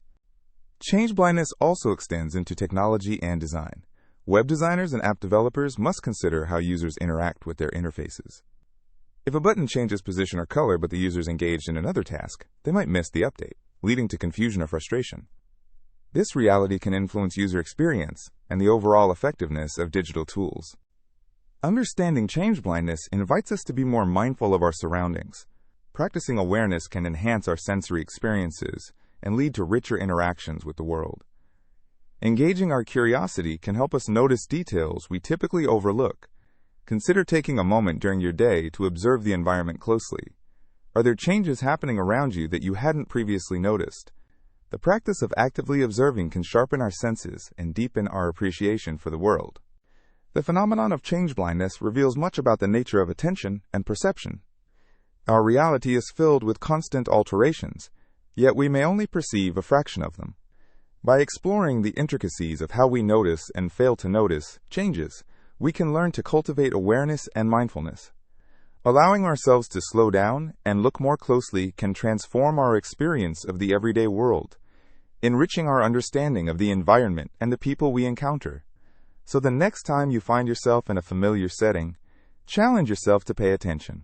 You might discover more than you ever expected. The Wisconsin Card Sorting Test, often referred to as the WCST, is a fascinating psychological assessment tool designed to evaluate an individual's cognitive flexibility, abstract thinking, and ability to shift strategies. Developed in the 1940s by Dr. David A. Grant and Dr. A. M. Berg, the test has since become a standard procedure in clinical psychology and neuropsychology. It provides valuable insights into how a person thinks, reasons, and adapts to changing circumstances. At its core, the Wisconsin Card Sorting Test involves a simple yet engaging task where a participant sorts cards based on different rules. Participants are presented with a set of cards that vary in colors, shapes, and numbers. The administrator begins by asking the participant to sort the cards into piles, without explicitly stating how to sort them. This starts the test with a level of uncertainty, as the individual must explore different sorting strategies. Initially, participants might sort the cards based on one feature, for example, color. When the examiner decides the sorting strategy needs to change, shifting from color to shape, for example, the participant must then adapt without being told the new rule. This transition tests cognitive flexibility, allowing evaluators to observe how the participant adjusts to new rules and changes in expectations. One of the main focuses of the Wisconsin card sorting test is to assess perseveration, which is the repeated use of a response or strategy that is no longer appropriate. For instance, if a participant continues to sort cards by color, even after the rule has switched to shape, it highlights difficulties in shifting thought processes. The ability to correct one's approach is crucial in many real-life situations, from solving problems at work to adapting to social interactions. Participants must rely on trial and error to learn and understand the new sorting requirements. This aspect of the test emphasizes not only the need for flexible thinking, but also the importance of learning from feedback, whether it's a simple correction from the examiner or an internal realization. Hence, the test reveals much about an individual's reasoning processes and how effectively they can navigate unpredictability. The Wisconsin card sorting test is often used in clinical settings to evaluate individuals who may have cognitive impairments resulting from neurological conditions, such as schizophrenia, traumatic brain injury, or dementia. Understanding a person's performance on the test can help professionals create targeted treatment plans, as well as gauge progress over time. The test also has several fascinating adaptations that make it robust in its application. Variations in scoring can involve looking at how many correct sortings were made, how many errors were committed, and how quickly participants adapted to the changes. This detailed analysis gives an in-depth look into a person's cognitive profile, revealing tendencies toward risk-taking, impulsivity, and decision-making patterns. In a research context, the Wisconsin card sorting test has been utilized to explore the effects of different medications on cognitive flexibility. For instance, studies have shown how various treatments for mental health disorders can impact a person's performance on the test, leading to conclusions about the efficacy of those medications and their influence on cognitive processes. Beyond clinical psychology, findings from the Wisconsin card sorting test have implications in several fields, such as education and business. Understanding how individuals approach problem-solving and strategy formulation can enhance teaching methods and improve workplace dynamics. In educational settings, knowing how students think and adapt to challenges can shape personalized learning strategies. For instance, a student who shows difficulty in adjusting their methods may benefit from additional support and specific guidance to enhance their flexible thinking skills. In business, similar insights can lead to better team dynamics. Recognizing which team members excel in adapting to change versus those who may struggle can inform hiring practices and facilitate training that fosters cognitive flexibility. Teams can learn to value diverse thinking styles, leveraging the strengths of each member to promote innovative problem-solving. The WCST also brings to light the theme of creativity. Individuals who demonstrate high levels of cognitive flexibility often possess enhanced creative problem-solving abilities. By exploring new possibilities, they can bring fresh perspectives to challenges, ultimately leading to groundbreaking ideas. In conclusion, the Wisconsin card sorting test operates as a window into the mind's workings.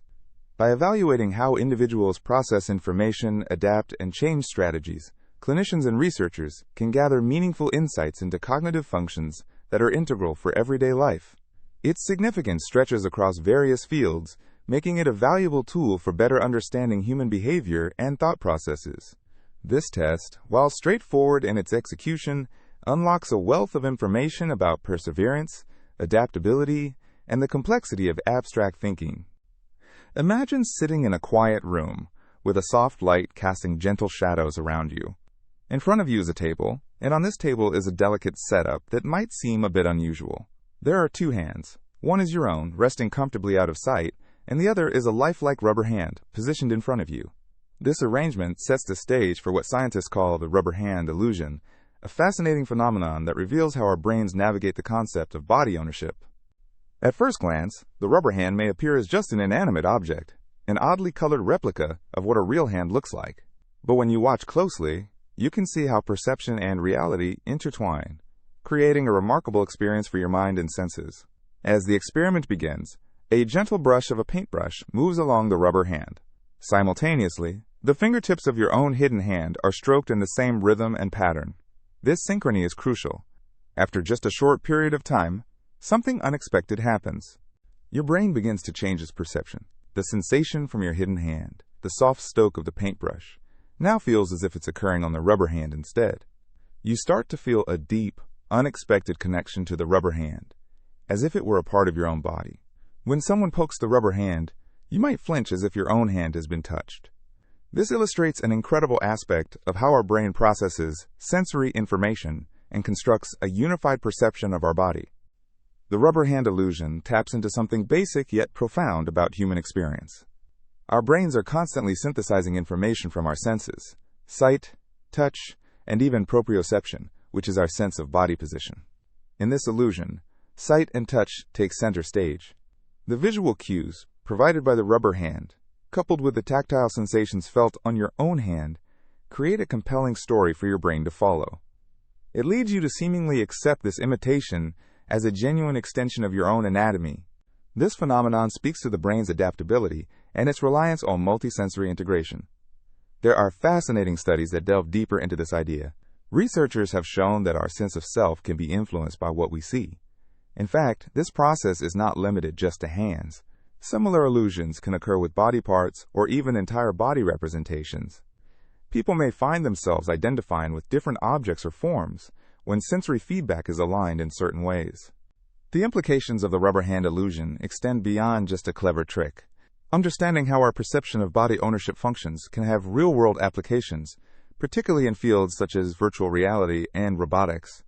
Imagine a world where virtual environments feel so real that they can trick your senses, enhancing your experiences in gaming or simulation training.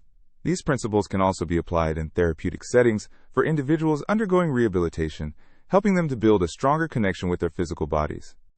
Our brains are remarkably flexible and can adapt to new experiences and environments. This adaptability gives rise to phenomena like the rubber hand illusion, where sensory disconnection can result in unexpected feelings of ownership over an object that is not physically ours. But this isn't just a scientific curiosity. It pushes deeper discussions about identity and self-awareness. What does it mean to feel like something is a part of you? How much of our identity is intertwined with our physical existence?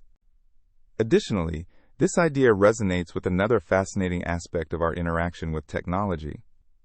As we engage more with the digital world, our sense of self is increasingly blurred.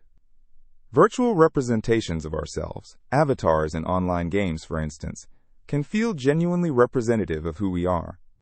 Just as the rubber hand is misidentified as part of us in the experiment, our minds may similarly merge the digital with the physical in various contexts. In essence, the rubber hand illusion invites us to ponder the nature of reality, a reminder that our perceptions can frequently be deceiving. It emphasizes the complex interplay between the mind, body, and sensory information. Our understanding of ourselves and our place in the world can shift dramatically based on what we see and feel. So the next time you touch something that feels strangely familiar, or see a representation of yourself in a new light, remember the rubber hand. It might be just an imitation, but for a moment, it reminds you of the intricate reality that lies within the boundaries of our perceptions. This sensation blurs the lines between the real and the perceived, opening up endless questions about the nature of existence and our sense of self in this engaging, ever-evolving reality. In the fascinating world of neuroscience, one of the most intriguing areas of study is that of split brain research. This research delves into the unique experiences of individuals who have undergone a surgical procedure that severs the corpus callosum, the band of neural fibers that connects the left and right hemispheres of the brain. This procedure is typically performed as a last resort to treat severe epilepsy, but has opened the door to incredible insights into how our brains function and how different regions communicate. To understand the implications of split brain studies, it is helpful first to grasp the basic functions associated with the two hemispheres of the brain. The left hemisphere is often associated with language skills, analytical thinking, and logical reasoning. In contrast, the right hemisphere is typically linked to creativity, spatial awareness, and intuition. While both halves of the brain work collaboratively for most individuals, the severance caused by corpus callosotomy leads to some remarkable outcomes. One of the most famous researchers in this field is Roger Sperry, who began his work in the 1960s. Sperry's pioneering experiments involved having patients with split brains perform various tasks that required coordination between the two hemispheres. One of his key findings was that when a word was presented only to the right hemisphere, the person would be unable to articulate it verbally, as the left hemisphere, which houses language centers, was not informed of the input. Instead, participants might reach out with their left hand, which is primarily controlled by the right hemisphere, to point to the correct object associated with the word. This phenomenon showcases an incredible aspect of cognitive functioning. The two hemispheres can operate semi-independently. In an experimental setup, when a participant sees a picture of a spoon in the right visual field, processed by the left hemisphere, they not only can name it, but can also describe its uses. Conversely, if the same spoon is shown to the left visual field, where only the right hemisphere can see it, the individual cannot verbalize what they saw. However, they might still recognize the spoon when asked to select it from a group of objects using their left hand. These experiments lead to a deeper understanding of how memories, emotions, and even behaviors are sometimes localized to one hemisphere or the other. For instance, the right hemisphere often processes emotional content, while the left hemisphere deals with rational interpretation. This division can create unique interactions during everyday activities. One reported instance involved a patient who, despite being unable to verbally identify an item shown to the right hemisphere, drew the object accurately with their left hand, revealing that the right hemisphere had retained the ability to understand and recognize the object in a more intuitive, nonverbal manner. One of the more captivating aspects of split brain research is the study of how personalities and behaviors may manifest differently between the two hemispheres. In some cases, patients have reported having two distinct personalities emerging after the procedure. These personalities may have variations in preferences, attitudes, and even opinions on various topics or issues. Such differences highlight the degree to which our brains, and particularly the ways in which they integrate information, shape who we are as individuals. Interestingly, this division facilitates a deeper exploration of consciousness and self-awareness. If we consider the notion that each hemisphere possesses different strengths and perspectives, one can ponder what this means for our understanding of thought processes. The right hemisphere specialization for nonverbal communication becomes crucial in understanding art, music, and even emotional nuance, whereas the left hemisphere enables structured analysis and verbal articulation. Together, they provide a fuller, richer understanding of human cognition. Moreover, split brain studies have sparked debates about the nature of the mind and how different cognitive processes arise. Researchers have been led to ask questions about identity. How much of our personality is tied to our neurological wiring, and what happens when those connections are disrupted? Exploring these layers raises philosophical inquiries about free will, decision-making, and the essence of being human. You might wonder how these findings resonate with our everyday experiences. The idea that we might unknowingly possess multiple layers of awareness or insight could explain why people might have sudden flashes of inspiration, or create associations that at first seem unrelated. Have you ever had a sudden thought pop into your mind while engaged in a totally different activity? This phenomenon could reflect the interplay between diverse cognitive processes, hinting at how our brains integrate knowledge and skills even when we don't consciously realize it. The legacy of split brain research continues to influence fields beyond neuroscience. It has implications in psychology, philosophy, and even artificial intelligence. As we continue to learn more about how the brain operates, researchers are unraveling the complexities of human experience and striving to translate these insights into practical applications, potentially benefiting those with brain injuries and developmental disorders. In summary, the study of individuals with split brains presents a captivating glimpse into the human mind. Through understanding how the two hemispheres interact and function independently, we can glean insights not only into brain behavior, but also into the essence of our thoughts, feelings, and identities. The brain remains one of the last frontiers of human knowledge, with each new discovery offering an exciting opportunity to explore the depths of our consciousness. As research progresses, we pave the way for an enriched understanding of what it means to think, feel, and exist as individuals, shaped by the unique complexities of our neural architecture. The Dunning-Kruger Effect is a fascinating concept in psychology that reveals how our perceptions of our own abilities are often skewed, especially when we lack competence in a particular area. This cognitive bias was identified by psychologists David Dunning and Justin Kruger in a study conducted in the late 1990s. They discovered that individuals with lower levels of skill or knowledge in certain tasks frequently overestimate their abilities. This can lead to a range of consequences, both for the individuals themselves and for those around them. Imagine someone who has just picked up a guitar for the first time. They may play a few chords, feel the thrill of making music, and suddenly believe they could perform at a local concert. However, their actual skill level might be far from it, as mastering the guitar takes years of practice, dedication, and a deeper understanding of music theory. This is a classic example of the Dunning-Kruger effect in action.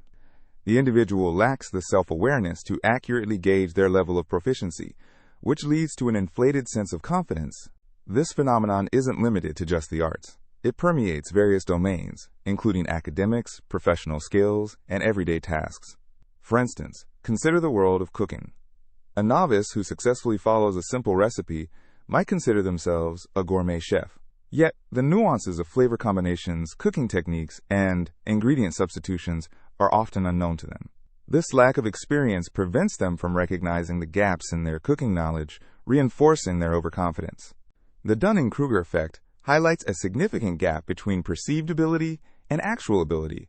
One reason this happens is that a lack of knowledge makes it difficult for individuals to recognize what they do not know. In other words, you need a certain level of expertise to identify the limits of your own competence. This could be likened to navigating a large, intricate maze without a map.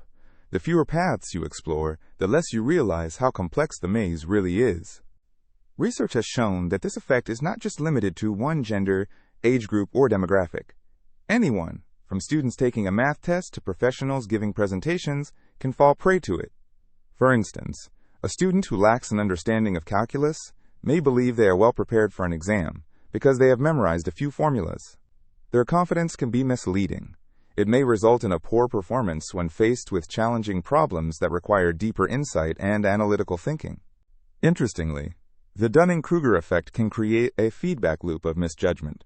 As individuals with low ability make confident assertions, others may be influenced by their apparent certainty.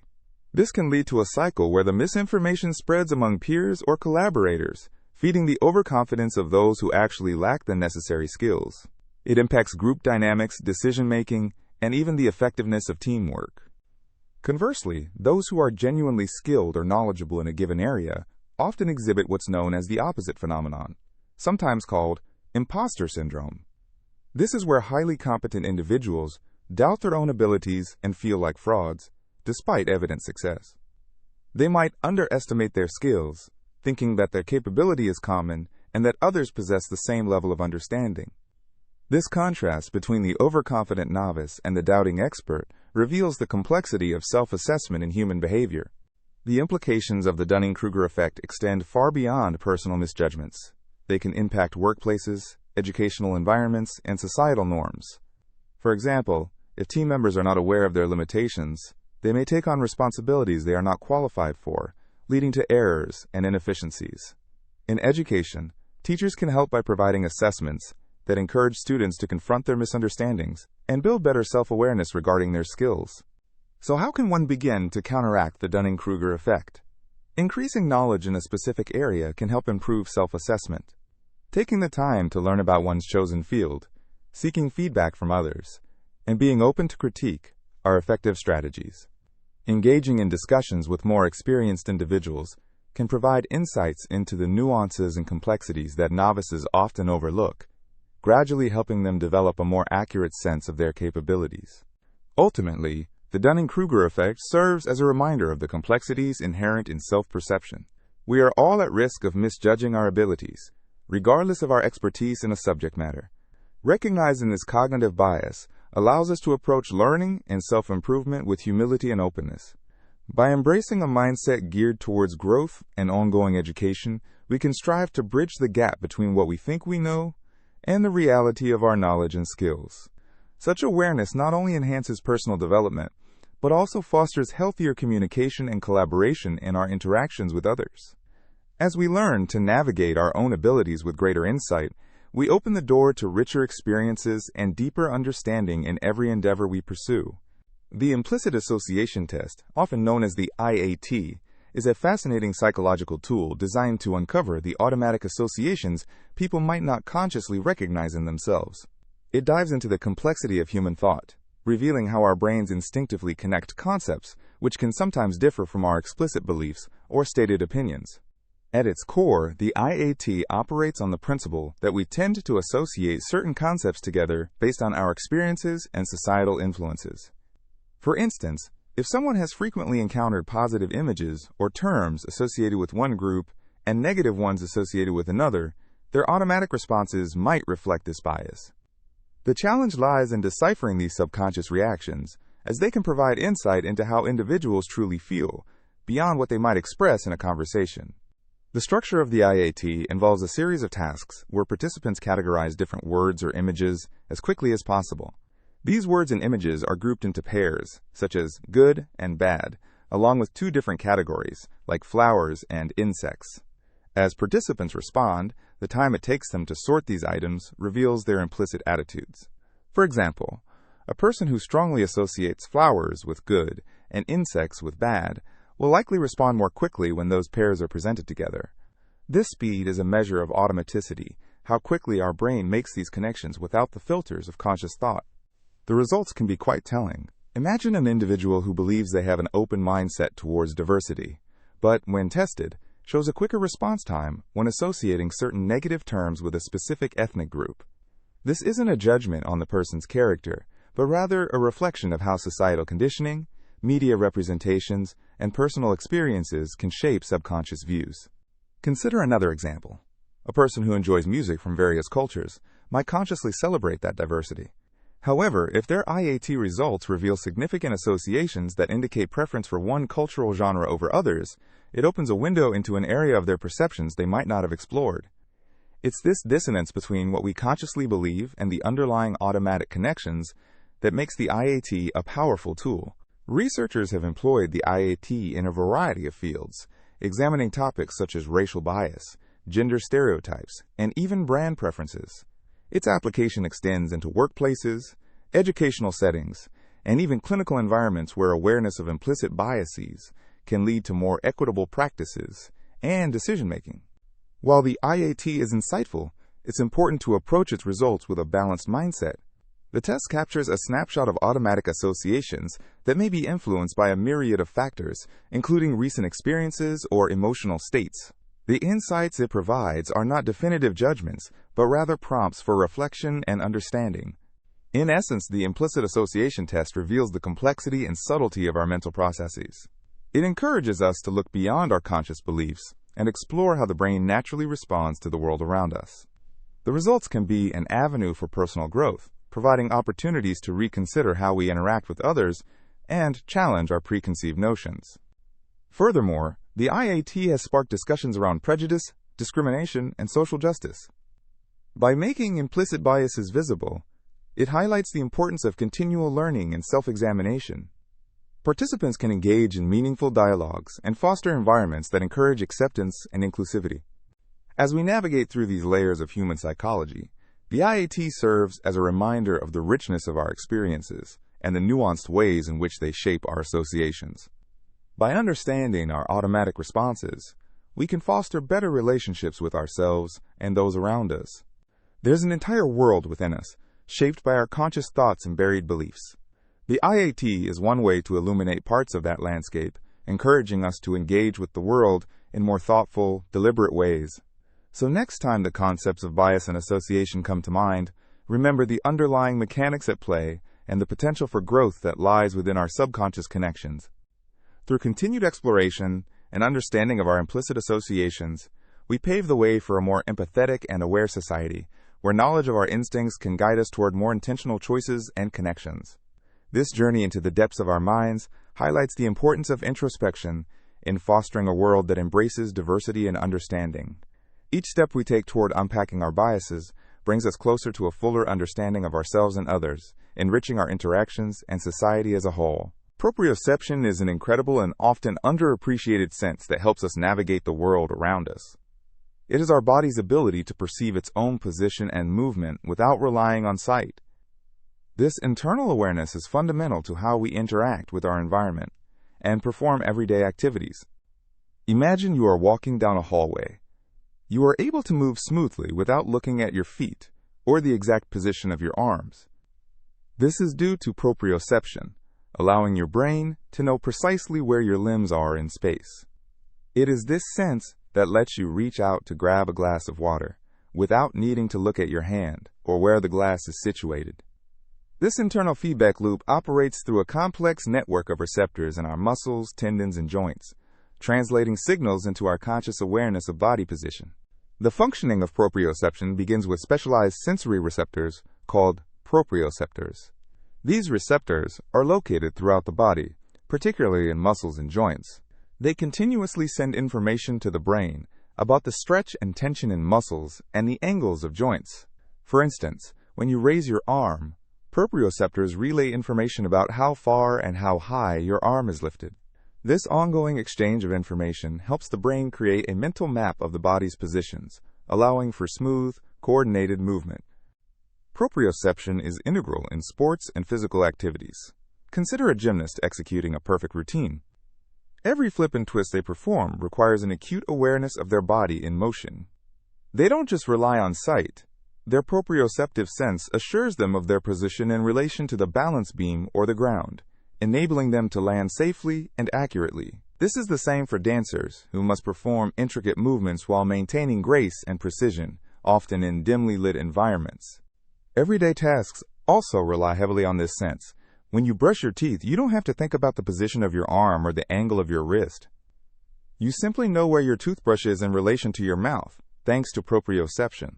Even typing on a keyboard involves a deep-seated awareness of where your fingers are, without needing to constantly look down. Interestingly, proprioception varies from person to person, and some may experience impairments that make coordination and balance more challenging. This often occurs after injuries, surgeries, or neurological conditions. However, the good news is that proprioception can be trained and enhanced. Activities such as yoga, balance exercises, and specific proprioceptive training can help individuals develop a stronger sense of body awareness, leading to better movement quality and overall physical performance. One fascinating aspect of proprioception is its connection to our sense of touch. When we touch an object, our tactile sense provides immediate feedback about texture, temperature, and firmness.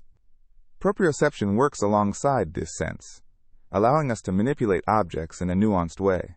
For example, when you reach out to touch a hot surface, proprioception informs your brain of your hand's position and helps you react quickly to avoid injury without a moment's hesitation. Furthermore, proprioception plays a vital role in the development of motor skills in children. As they learn to crawl, walk, and run, they are not only relying on their sight, but also on proprioceptive feedback to build their coordination and balance. Activities that encourage movement, like climbing, jumping, or even dancing, contribute significantly to their proprioceptive development, helping lay the foundation for more complex motor skills as they grow. The effects of proprioception also extend to our cognition and overall body awareness. When we engage in physical activities that require coordination, we are not just developing muscle memory, but also enhancing our brain's ability to process spatial information. This is why many physical education programs incorporate proprioceptive exercises, as they contribute to better focus, attention, and cognitive function throughout the day. In conclusion, proprioception is a vital sense that often goes unnoticed in our daily lives. It enables us to move fluidly and interact skillfully with our environment. From athletic performance to simple tasks like walking and reaching, this internal sense of position and movement is essential for navigating the world. By understanding and appreciating proprioception, we can encourage better movement patterns, enhance physical activities, and improve overall body awareness. So next time you reach for an object without looking, remember that it's your proprioceptive system working seamlessly to keep you connected with your body and space. In the vast realm of neuroscience, one of the most tantalizing mysteries is often referred to as the binding problem. This enigma revolves around how our brains unify various sensory signals into a coherent perception of the world around us. Imagine walking through a vibrant forest. Your eyes capture the rich greens of foliage, the browns of tree trunks, and the colorful blossoms scattered throughout. At the same time, your ears pick up the sound of rustling leaves, chirping birds, and perhaps even the trickling of a stream nearby. How, one might wonder, does your brain manage to weave all these separate experiences into a single, harmonious picture? To understand the binding problem, we first need to recognize how our brains perceive individual elements. When you look at an object, say an apple, different parts of your visual system are responsible for processing various features. One area detects color, another identifies shape, while yet another recognizes motion. This is an essential function of the brain, allowing us to analyze complex scenes. However, when it comes to forming a singular perception, the question arises, How does the brain integrate these disparate bits of information into one seamless experience? One hypothesis suggests that the binding process relies heavily on synchronized neural activity. Think of it like a concert orchestra. Each musician plays their part, but when they synchronize in harmony, they create magnificent music together.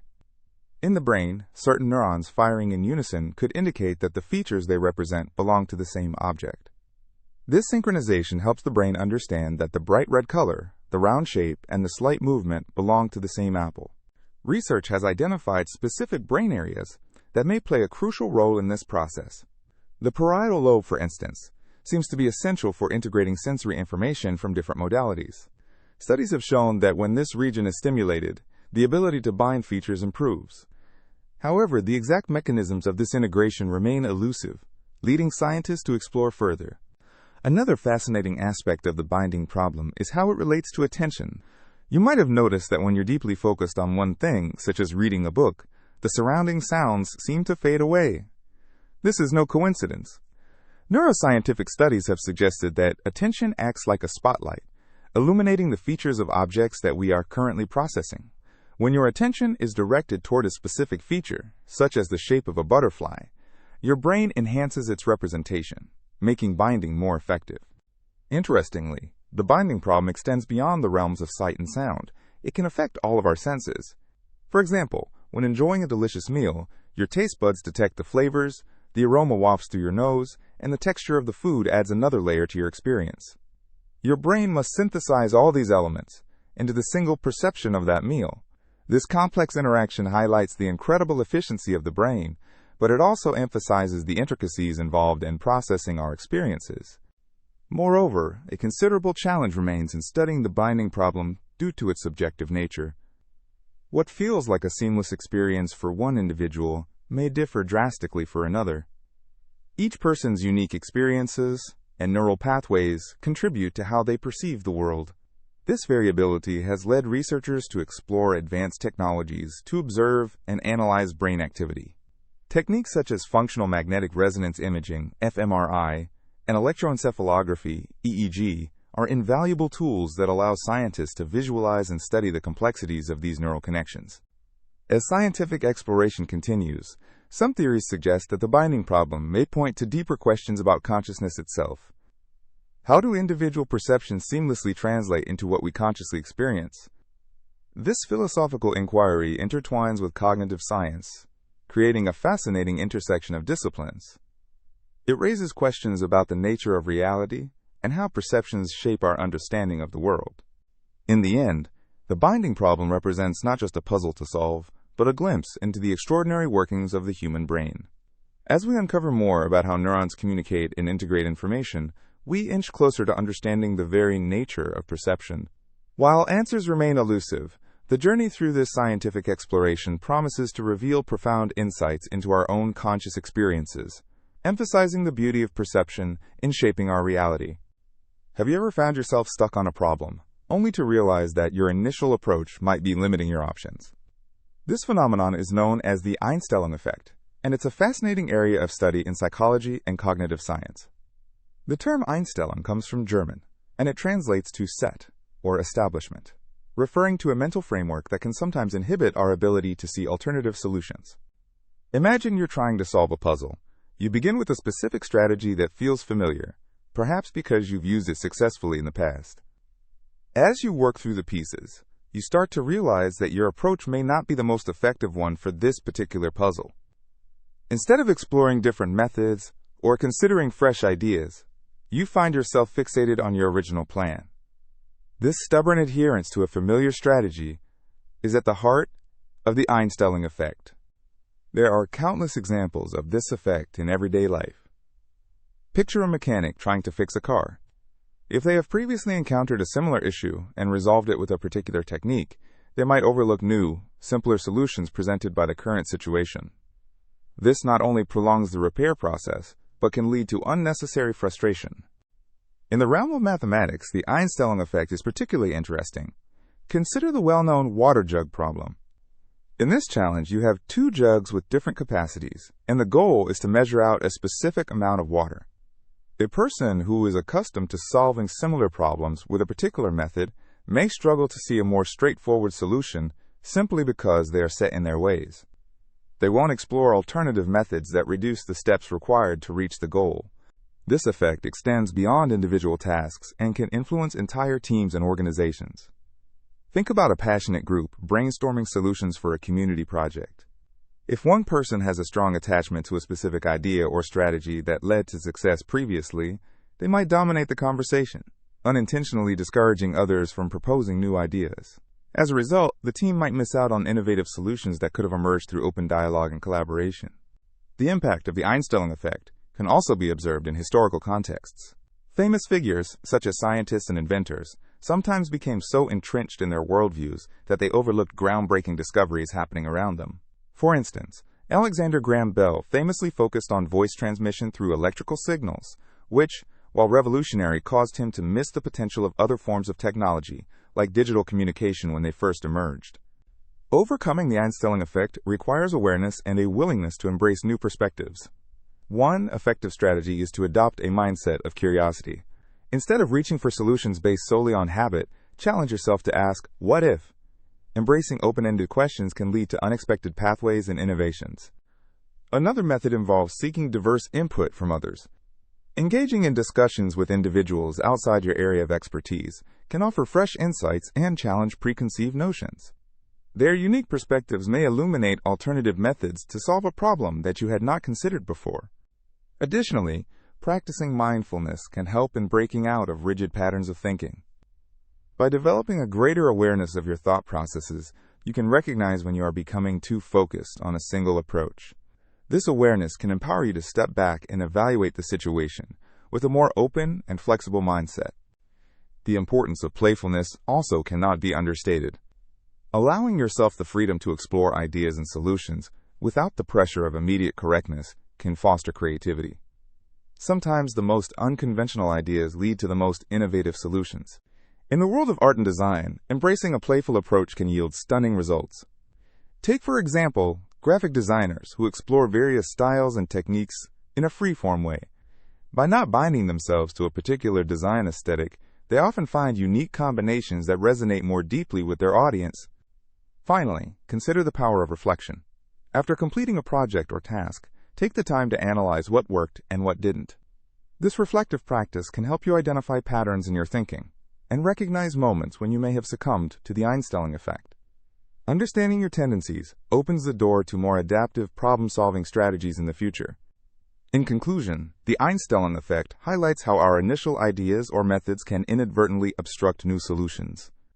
Recognizing this tendency within ourselves and our teams allows us to cultivate a more open-minded approach to problem-solving. By embracing curiosity, seeking diverse perspectives, practicing mindfulness, encouraging playfulness, and prioritizing reflection, we can break free from cognitive constraints and unleash our potential for creativity and innovation. So, the next time you face a challenge, remember that the key to new solutions often lies just outside the boundaries of your initial thoughts. Embrace the unknown and let your imagination lead the way. In our fast-paced digital world, the term information overload has become increasingly relevant.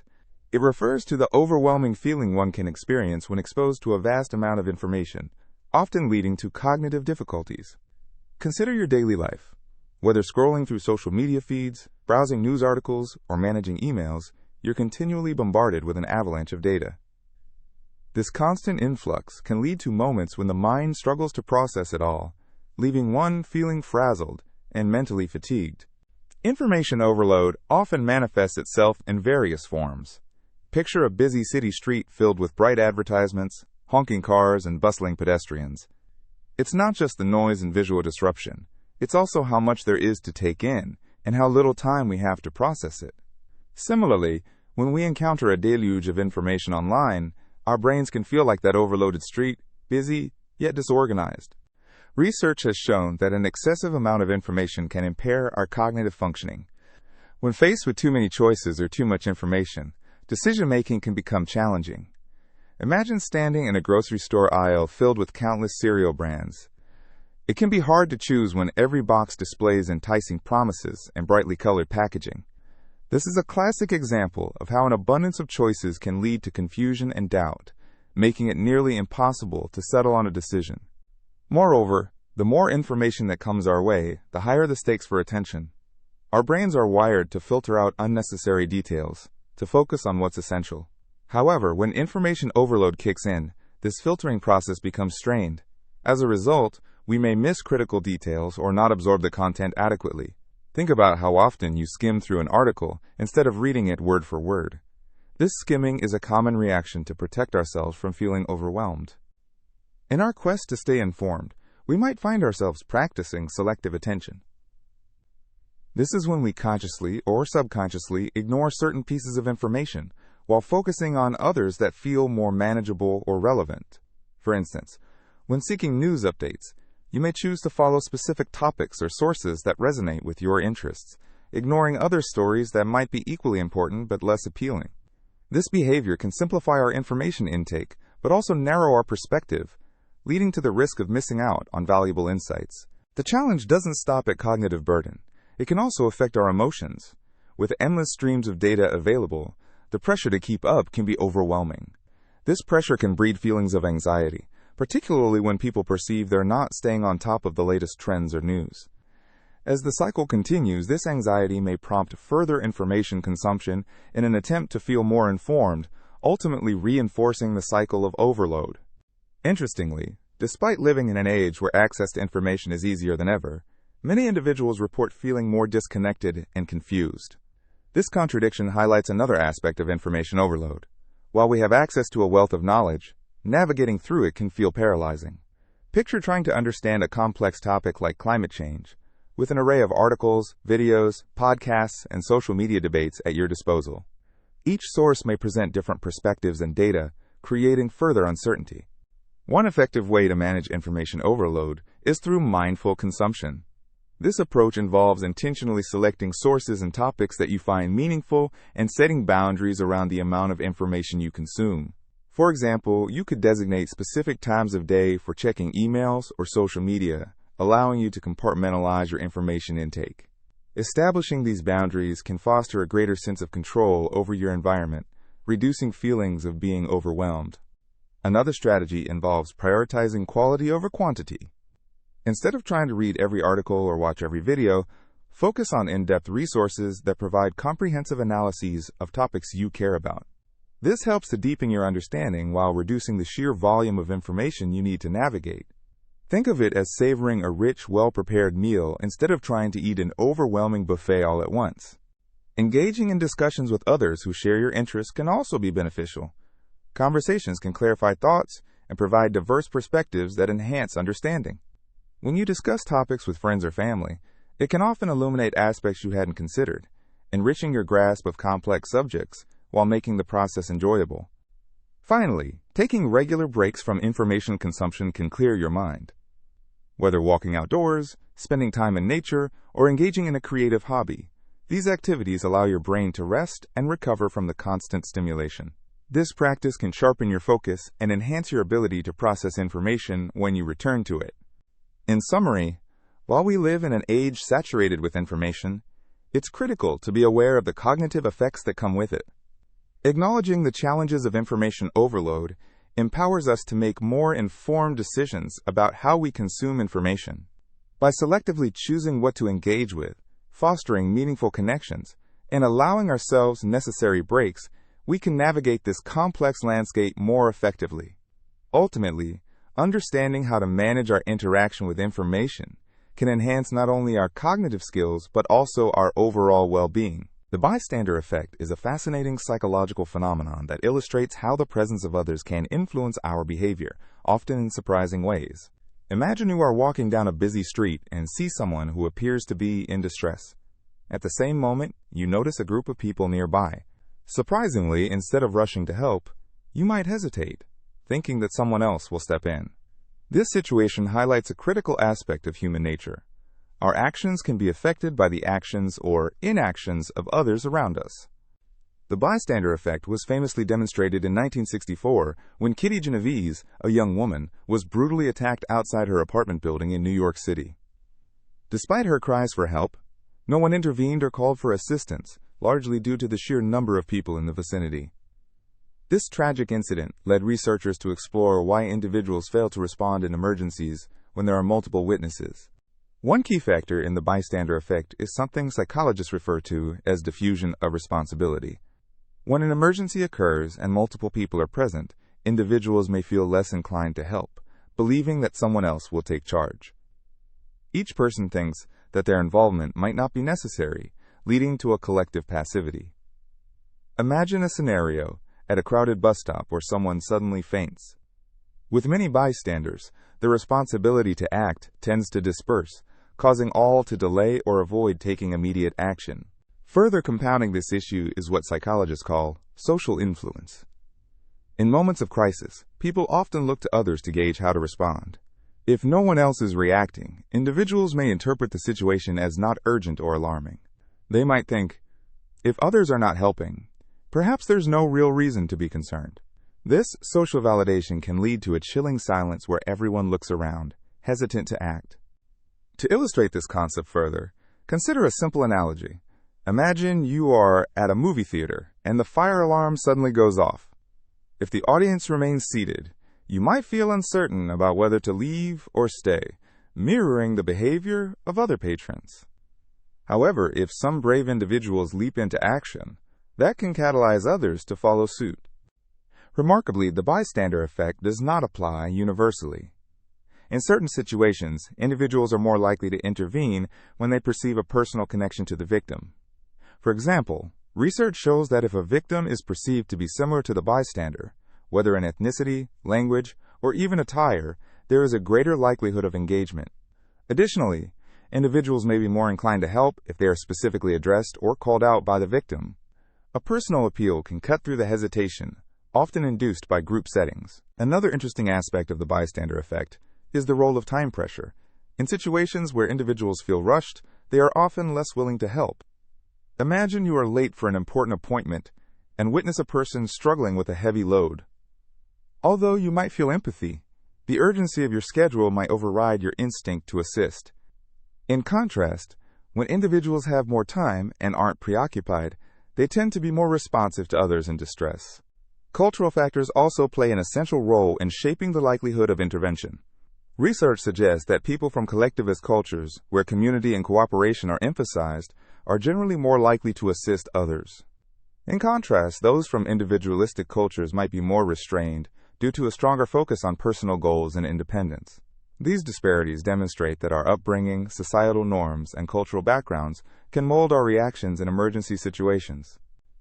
So how can we encourage more proactive behavior in ourselves and others amid the bystander effect? One effective method is to raise awareness of the phenomena.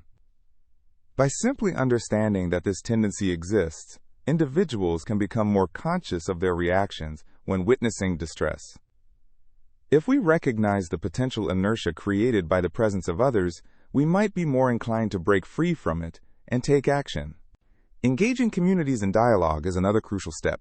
By fostering conversations about the importance of helping those in need, we can build an environment where individuals feel motivated and empowered to get involved, regardless of the circumstances. Educational campaigns that teach people to recognize emergencies and encourage them to act can be instrumental in changing the prevailing mindset. Additionally, it's valuable to promote direct communication in distressing situations. When someone is in trouble, asking a specific individual for help can effectively draw their focus and prompt them to take action. For instance, making eye contact with a nearby bystander and saying, "You call 911," creates a more personal sense of responsibility. In conclusion, the bystander effect reveals much about human behavior and the complexities of social interactions. This phenomenon shows how individuals can sometimes rely too heavily on others in moments of crisis, leading to a failure to act. By understanding this dynamic, fostering community discussions, and promoting direct communication, we can help cultivate an environment where assisting others becomes the norm. This knowledge empowers us to look beyond ourselves and foster a culture of compassion and action, reminding us that often it only takes one person to break the silence and make a difference. Anchoring bias is a fascinating psychological phenomenon that influences how we perceive information and make decisions. It occurs when we rely heavily on the first piece of information we receive, which acts as a, quote, anchor for our subsequent judgments. Imagine you walk into a store and see a jacket priced at $200. This initial price serves as your anchor. When you later see a similar jacket marked down to $150, your judgment is skewed by the first price. You might feel excited about the deal, even if the jacket's true value is closer to $100. This bias affects decisions in various realms, from shopping habits to professional negotiations. Think about how real estate agents might list a home at a certain price. If a house is initially listed at $500,000 and then reduced to $450,000, potential buyers might perceive it as a bargain. In their minds, the original price has set a reference point that colors their expectations and evaluation of its value. Anchoring doesn't just occur in financial transactions, it also extends into everyday situations. For instance, if someone hears a rumor about a celebrity's questionable behavior first, they might anchor their opinion of that celebrity around that piece of information. Later, even if presented with new, more positive information about that celebrity, the anchor might still influence their overall impression, leading to a lasting bias. In legal settings, anchoring bias can come into play during jury deliberations.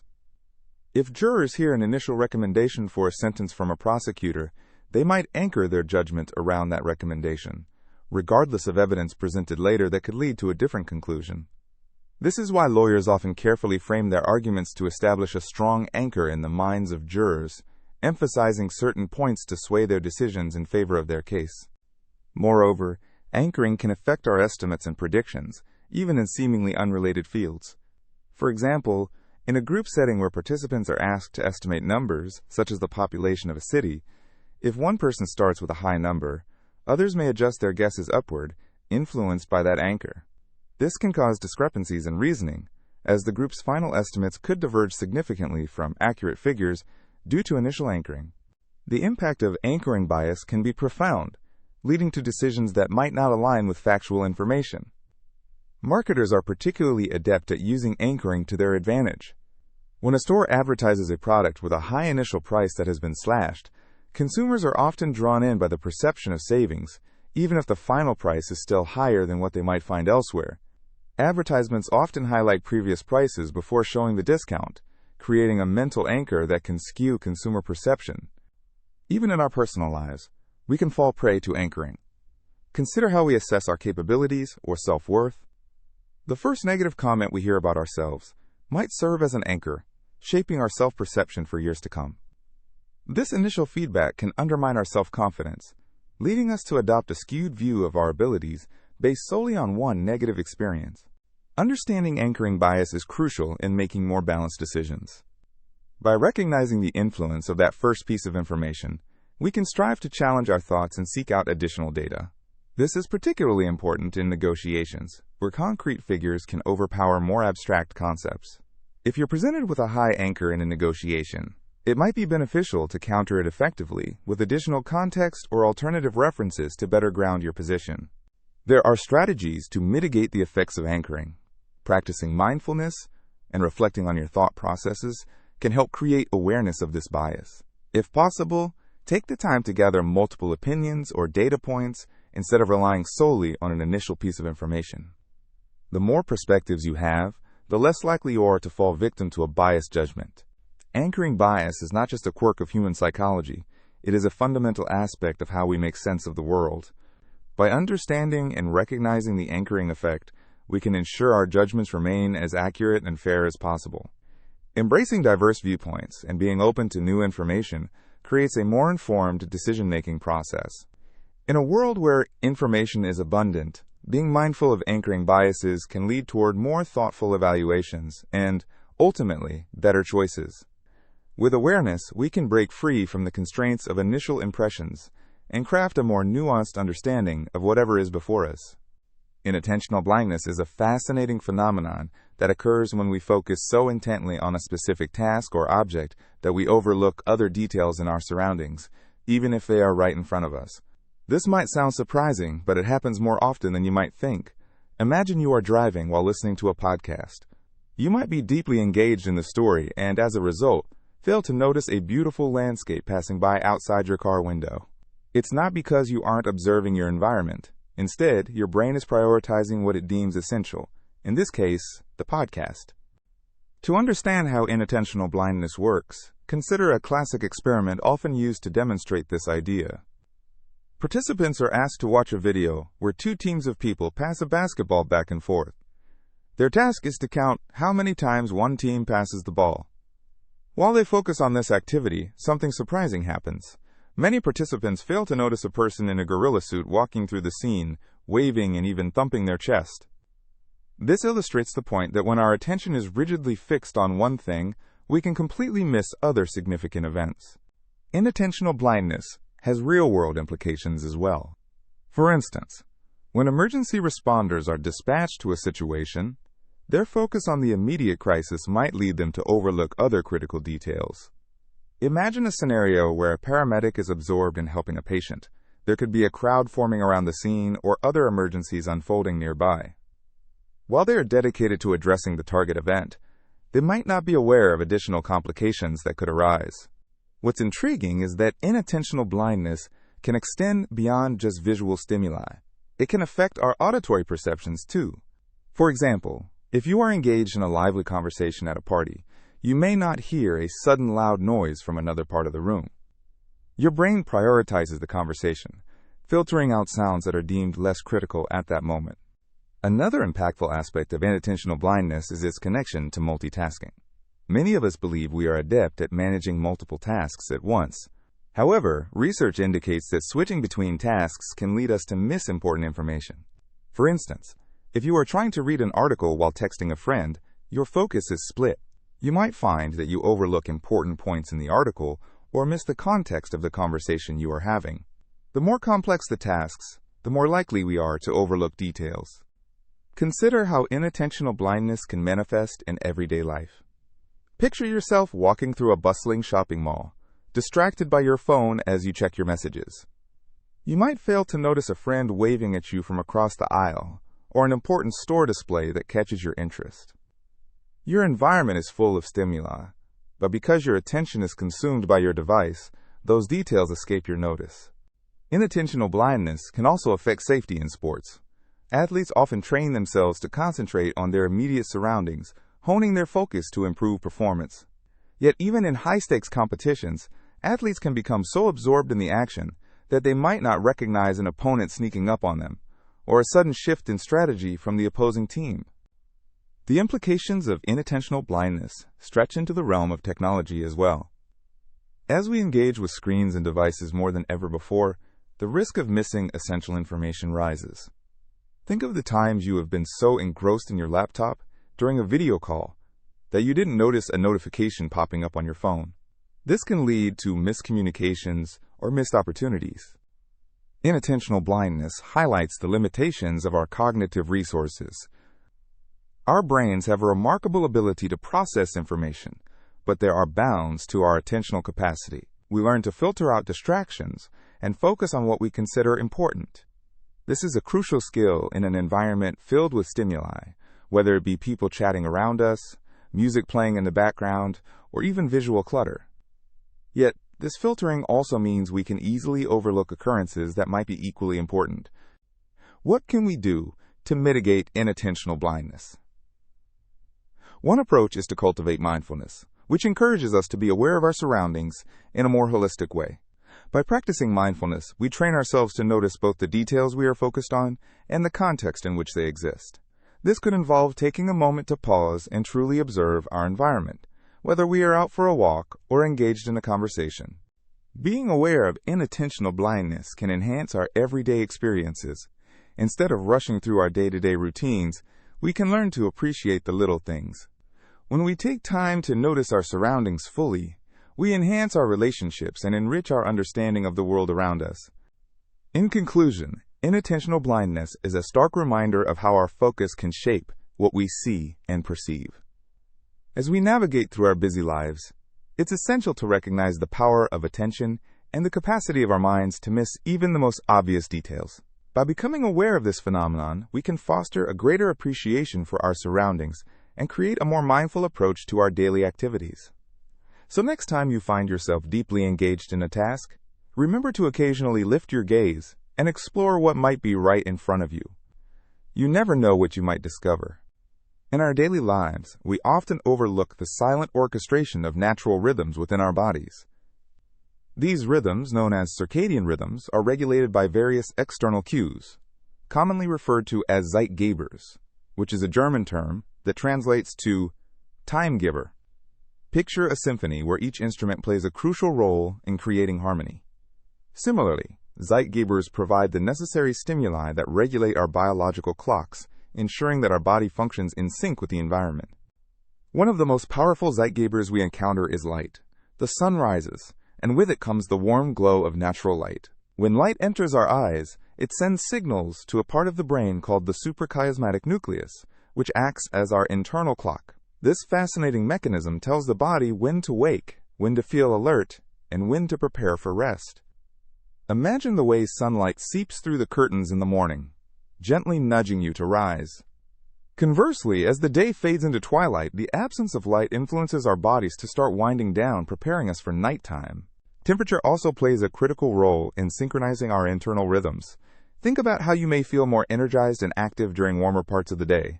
In the evening, as temperatures typically drop, our bodies naturally begin to cool down, signaling a transition toward a state of rest. This temperature fluctuation mimics the natural changes we experience throughout a 24-hour period, reinforcing our body's alignment with the environment. Another fascinating factor that influences our biological clocks is social cues.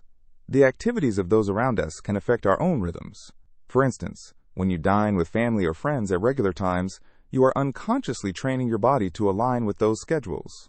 The smell of food wafting through the air or the sound of laughter and conversation can trigger a sense of hunger and alertness, enhancing your awareness of the present moment. These social interactions can serve as powerful reminders of the time of day, effectively shaping our rhythms. Let's consider the influence of our daily routines. Engage in an activity like exercising at a consistent time every day.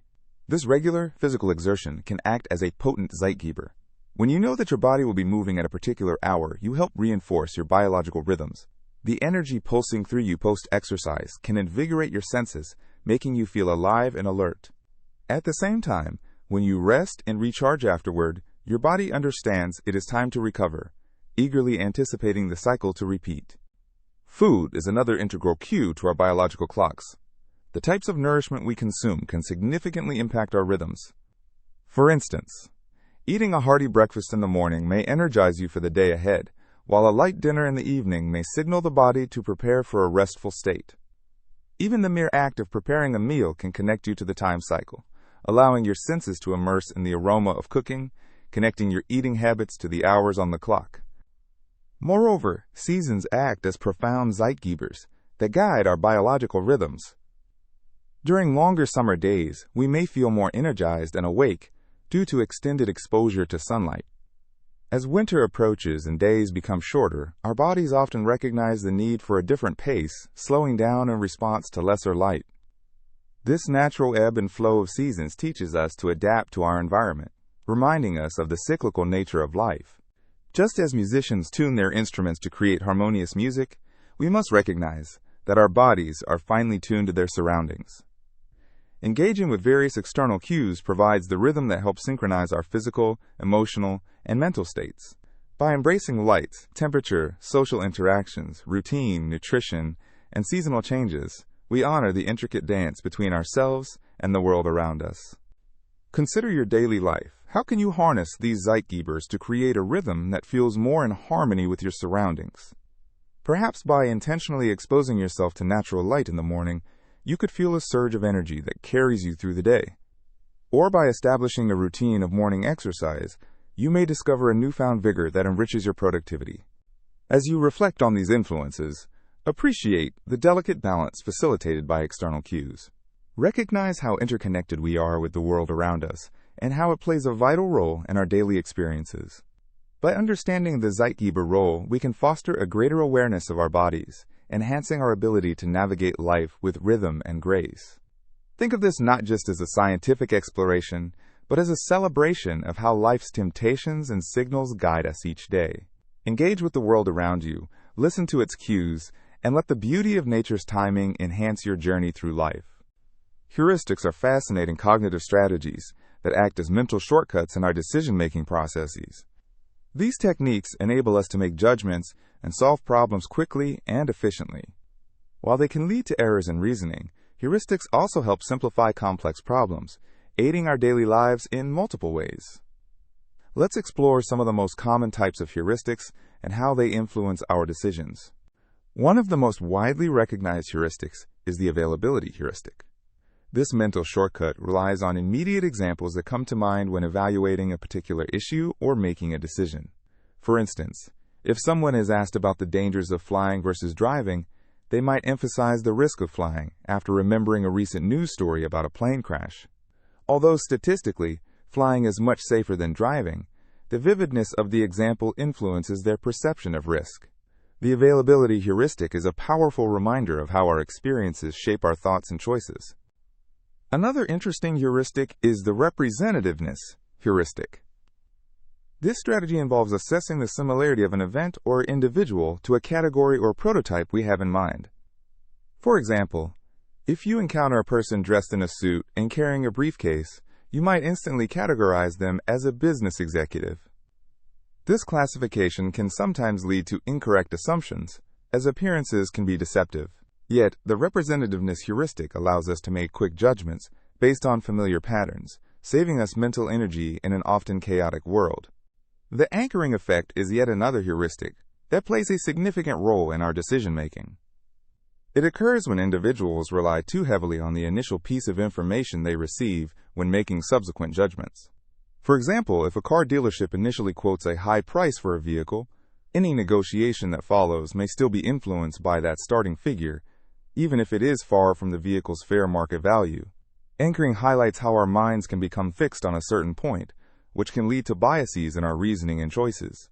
In addition to these familiar types of heuristics, the confirmation bias is notable for its impact on how we gather and interpret information. This cognitive tendency causes individuals to favor information that confirms their existing beliefs, while disregarding contradictory evidence. For instance, if someone believes that a specific diet is effective, they may seek out success stories and studies supporting that view, while ignoring research that presents alternative approaches.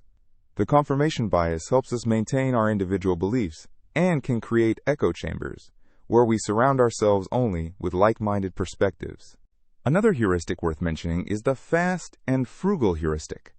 This strategy is characterized by its simplicity and efficiency, relying on minimal information to make quick judgments. For example, when shopping for groceries, a person might quickly decide to buy a particular brand of cereal because it has always been their go-to choice.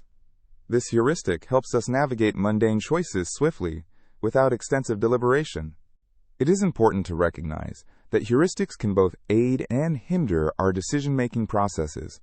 While they provide valuable shortcuts that enable us to respond quickly to life's challenges, they can also lead to systematic biases and errors. Understanding these cognitive strategies invites us to reflect on our choices and improve our decision-making skills. Consider how heuristics are employed in various real-world situations. In business, for example, marketers use the scarcity heuristic to entice consumers.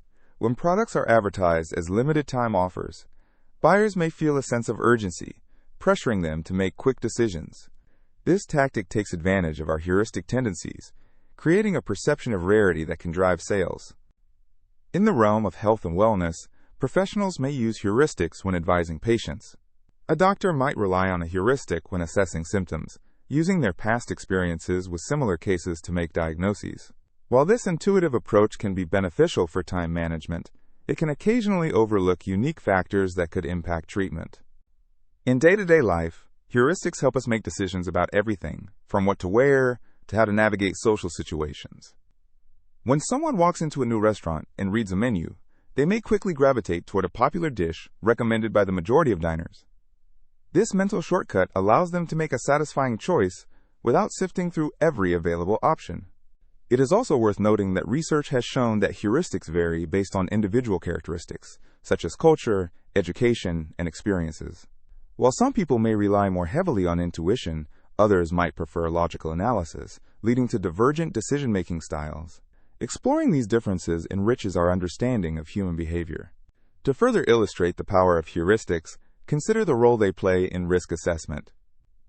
When faced with decisions that involve uncertainty, individuals often lean on heuristics to gauge the potential outcomes.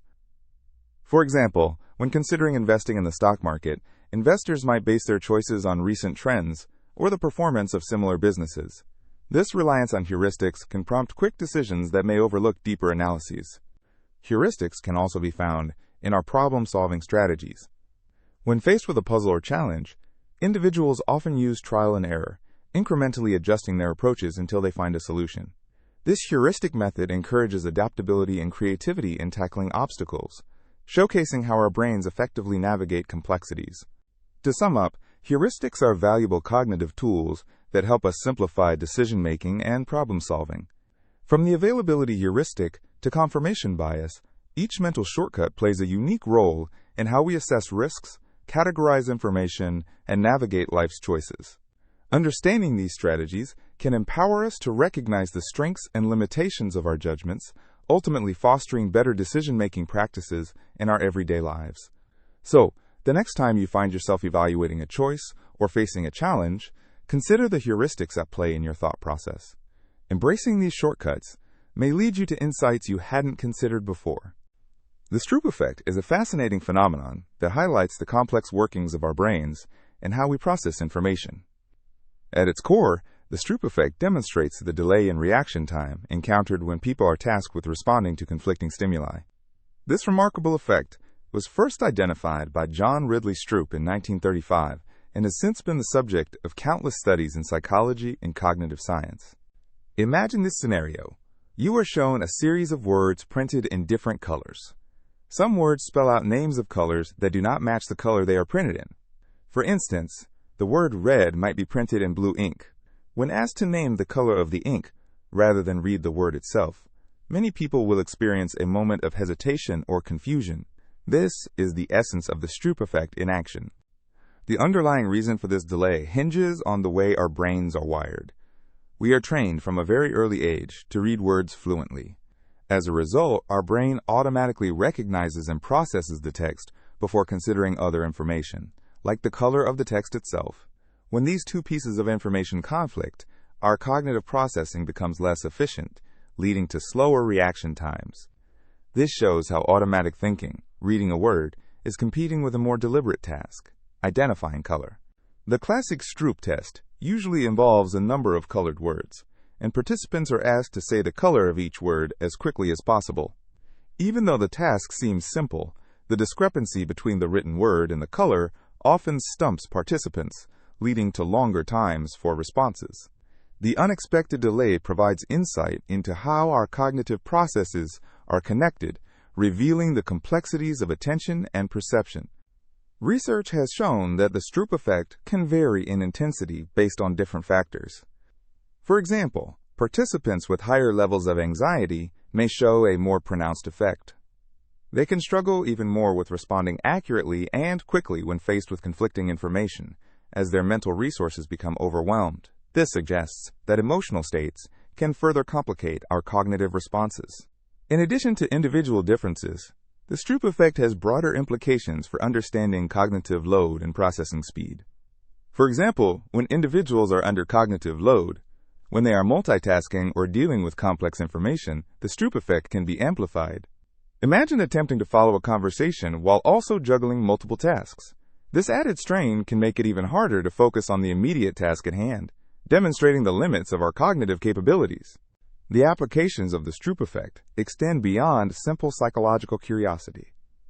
It has been used in research to explore conditions such as attention deficit hyperactivity disorder, or ADHD. By studying how individuals with ADHD perform on the Stroop test, researchers have uncovered valuable insights into attentional control and processing difficulties that characterize the disorder. This understanding can help shape therapeutic strategies and support for those navigating such challenges.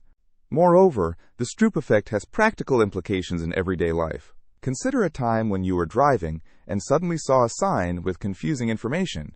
Perhaps it displayed a color that didn't match the instructions. The momentary distraction can lead to delayed reactions, reminding us of the importance of clarity in communication, especially in critical situations. Interestingly, the Stroop effect is not limited to just color and words. Variations of the test exist, utilizing different types of stimuli and tasks that highlight the cognitive interference principle. For instance, some experiments use shapes or numbers instead of colors, presenting the same conflict between automatic cognitive responses and intended actions. The ability to understand and experiment with varying dimensions of interference allows researchers to delve deeper into the realms of cognitive psychology. The Stroop effect is not only a fascinating phenomenon, it also serves as a reminder of the incredible capabilities of our brains. Even though we can experience delays in our reactions, our cognitive processes are rapid and intricate. The very fact that we can even articulate this delay and study its impacts speaks to our ability to reflect on and analyze our mental experiences. As we continue to build our understanding of cognitive processes through the lens of the Stroop effect, we see more than just a delay in task performance. Each response can offer a wealth of information about our mental states, our capabilities, and the interconnections within our brains. It encourages us to appreciate the remarkable complexities of human cognition and how our minds navigate the world around us. By contemplating the Stroop effect, we not only engage with a fundamental aspect of psychology, but also gain insights that can influence how we communicate and understand our own responses to challenges. With each exploration of this effect, we unveil more of the mystery of our thoughts, reactions, and the intricate dance of automatic and controlled cognitive processes. Imagine you are sitting in a cozy cafe, watching a talented barista skillfully create beautiful designs in the frothy milk of a cappuccino. As you observe this, something fascinating is happening in your brain.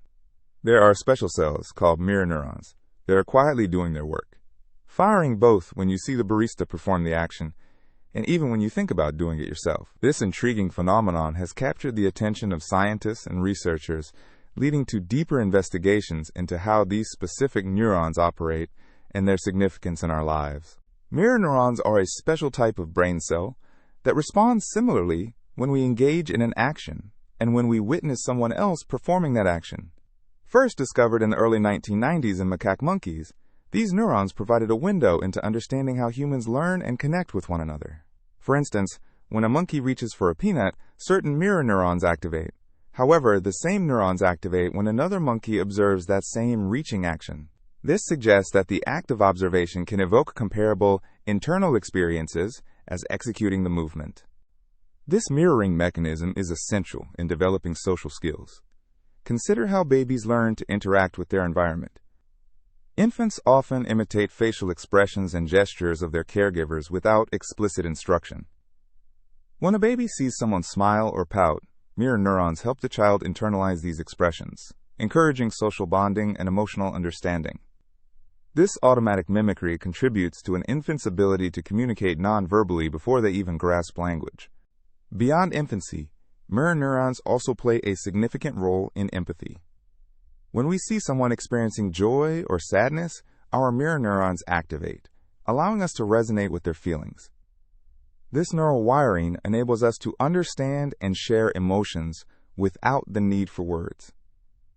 Imagine watching a poignant movie scene where a character faces adversity. You may feel a sense of sadness or frustration, not because you've experienced the exact situation, but due to the activation of these mirror neurons, allowing you to vicariously experience the character's emotions. This empathetic response is fundamental to human connections. It influences our interactions in day-to-day life and helps us build relationships. When we witness an act of kindness or compassion, we don't just recognize it. We feel compelled to replicate that action ourselves, thanks in part to the workings of mirror neurons. Every time we cheer on a friend who scores a goal or comfort a loved one going through tough times, mirror neurons encourage us to engage in supportive behaviors and form stronger bonds. In addition to empathy, mirror neurons also contribute to learning through imitation. This process is particularly significant for acquiring new skills. For example, think about how you learn to play a musical instrument or master a new sport. Often, the first step involves watching someone else demonstrate the technique. As you observe, your mirror neurons begin to map the actions, setting the stage for you to practice and replicate them.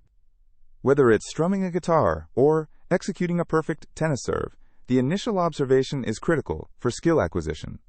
Research suggests that mirror neurons might also provide insight into understanding behaviors across various contexts, such as language development.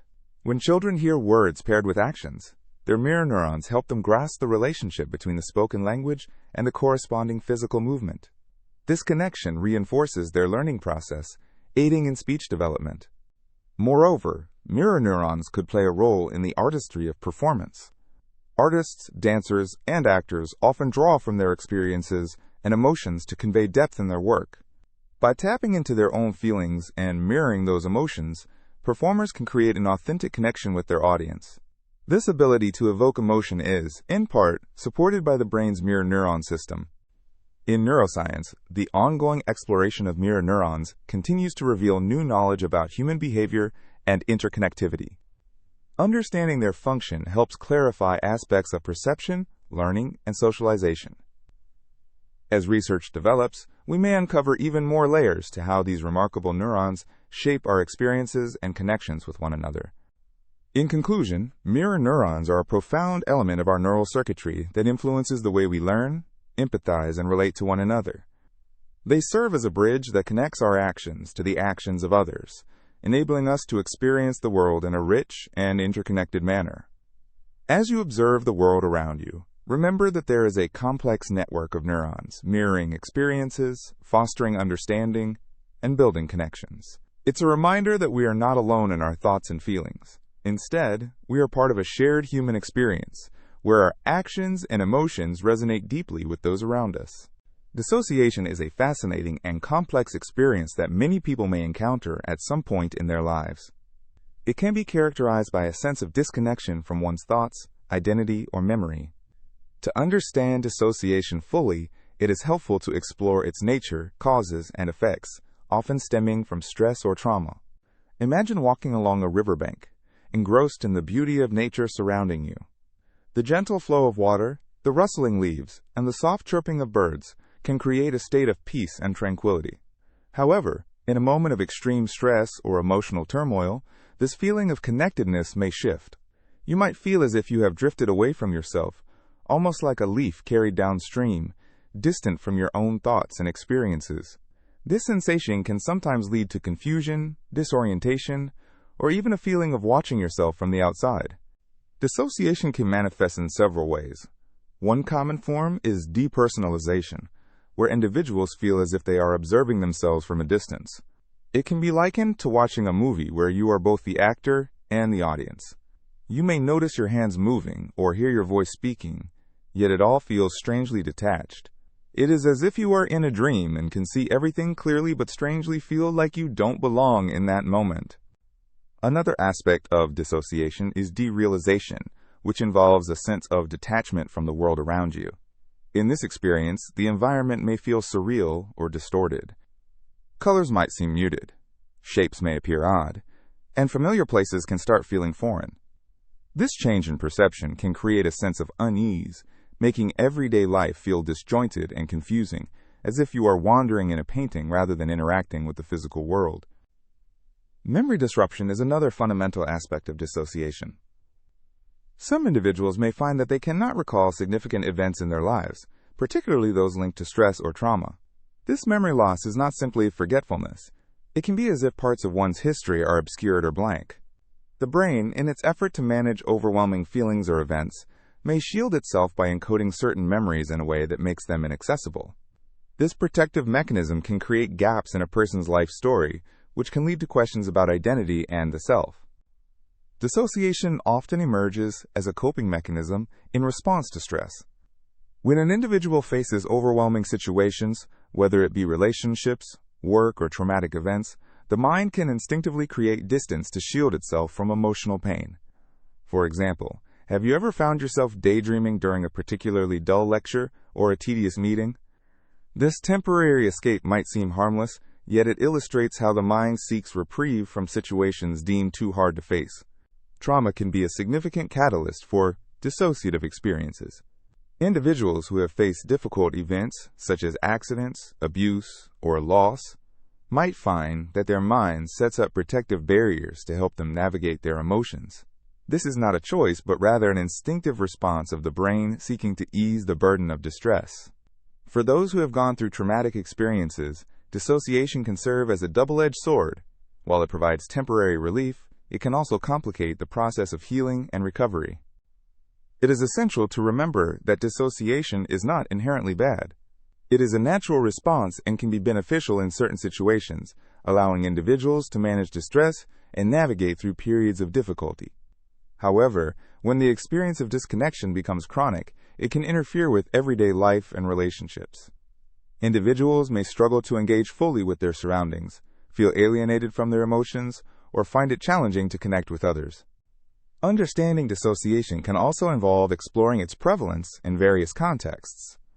Many people experience dissociative symptoms, especially during times of heightened stress.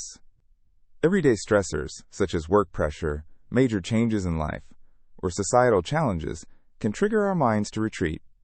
It is vital to recognize that this experience is part of the spectrum of human responses to adversity. The act of disconnecting can be viewed as a survival strategy, allowing individuals to endure situations they might otherwise find unbearable.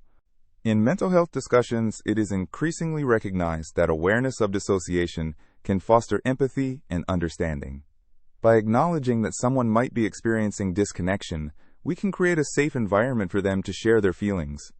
This open dialogue about dissociation can be empowering, helping individuals to navigate their experiences and potentially seek support when needed.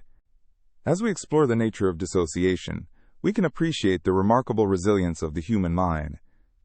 It has developed mechanisms to protect and cope with stress, even if those mechanisms sometimes lead to a complicated relationship with self and reality.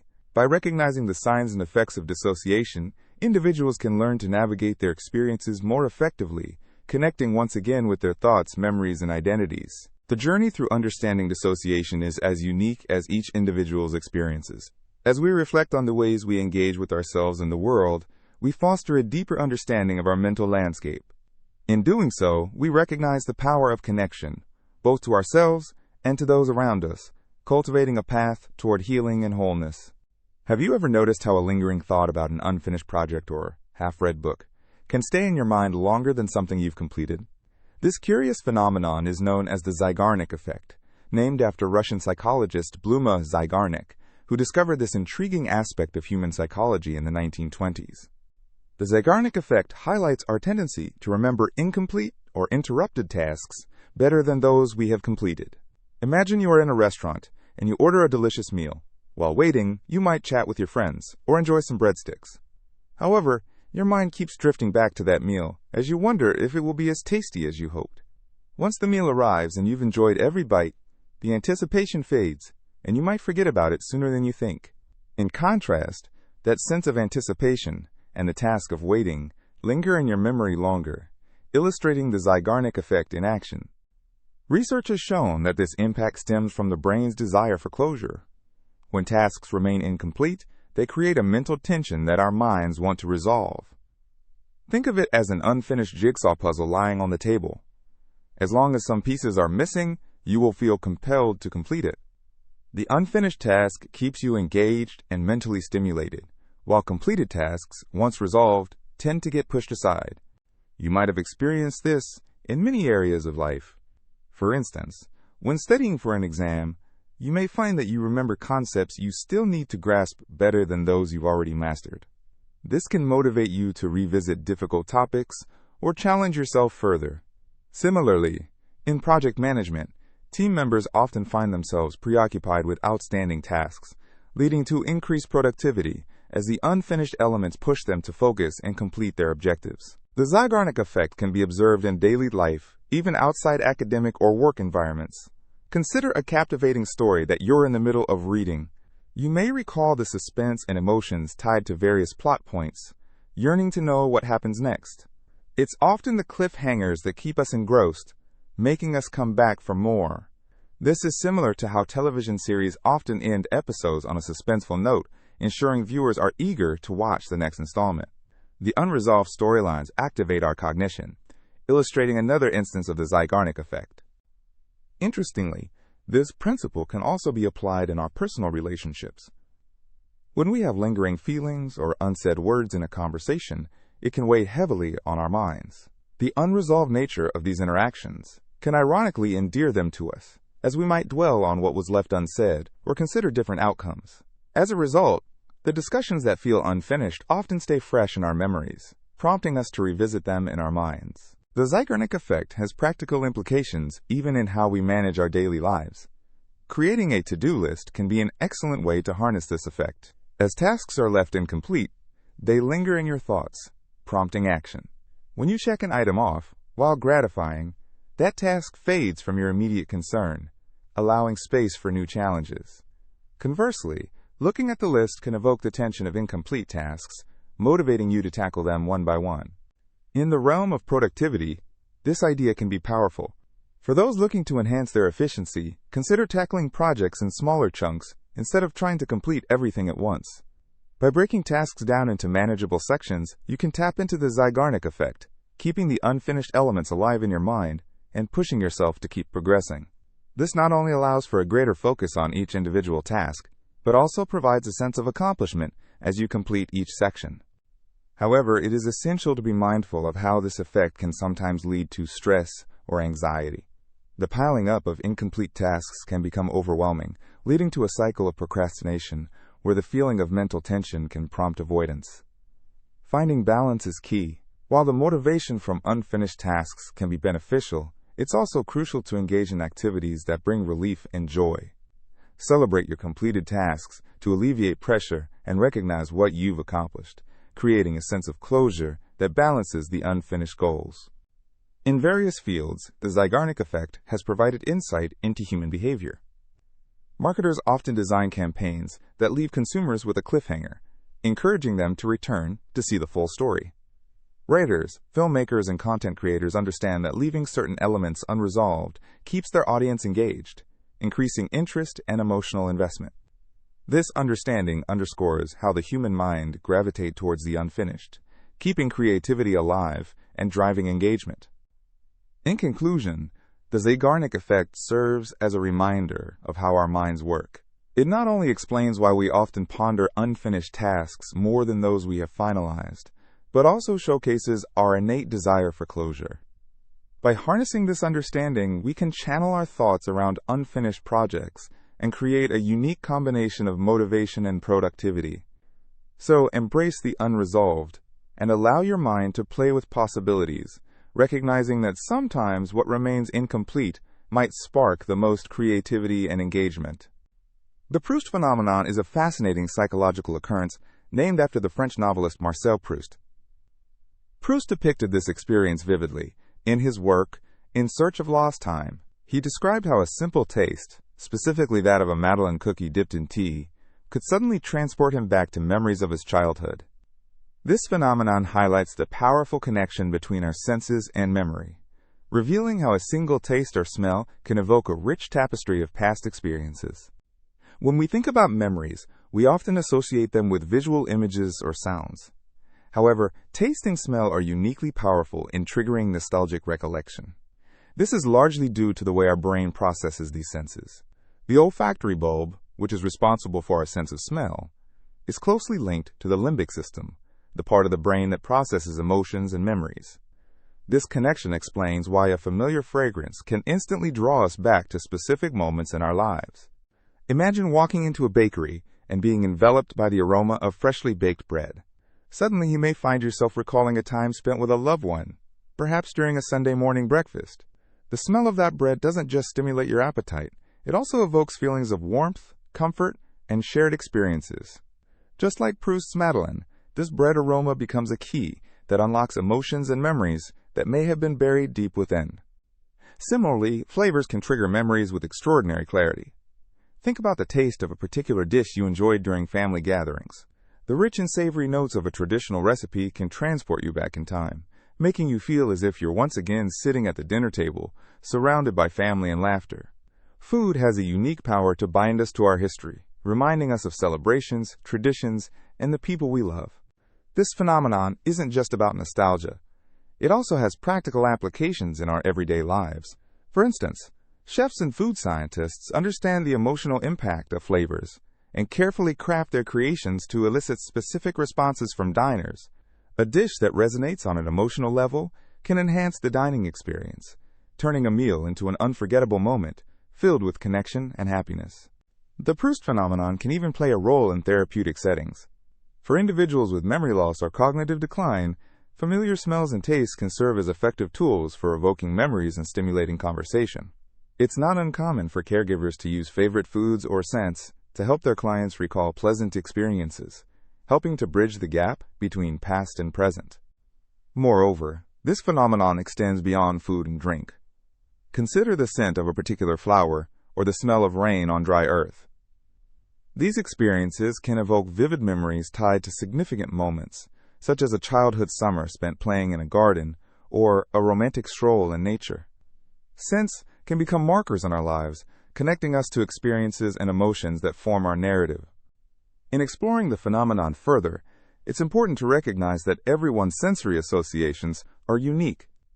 What might evoke fond memories for one person may hold little significance for another. This personal aspect makes the Proust phenomenon a deeply individual experience, highlighting the diverse tapestry of human memories and emotions. The incredible link between our senses and memory invites us to be more mindful of our surroundings.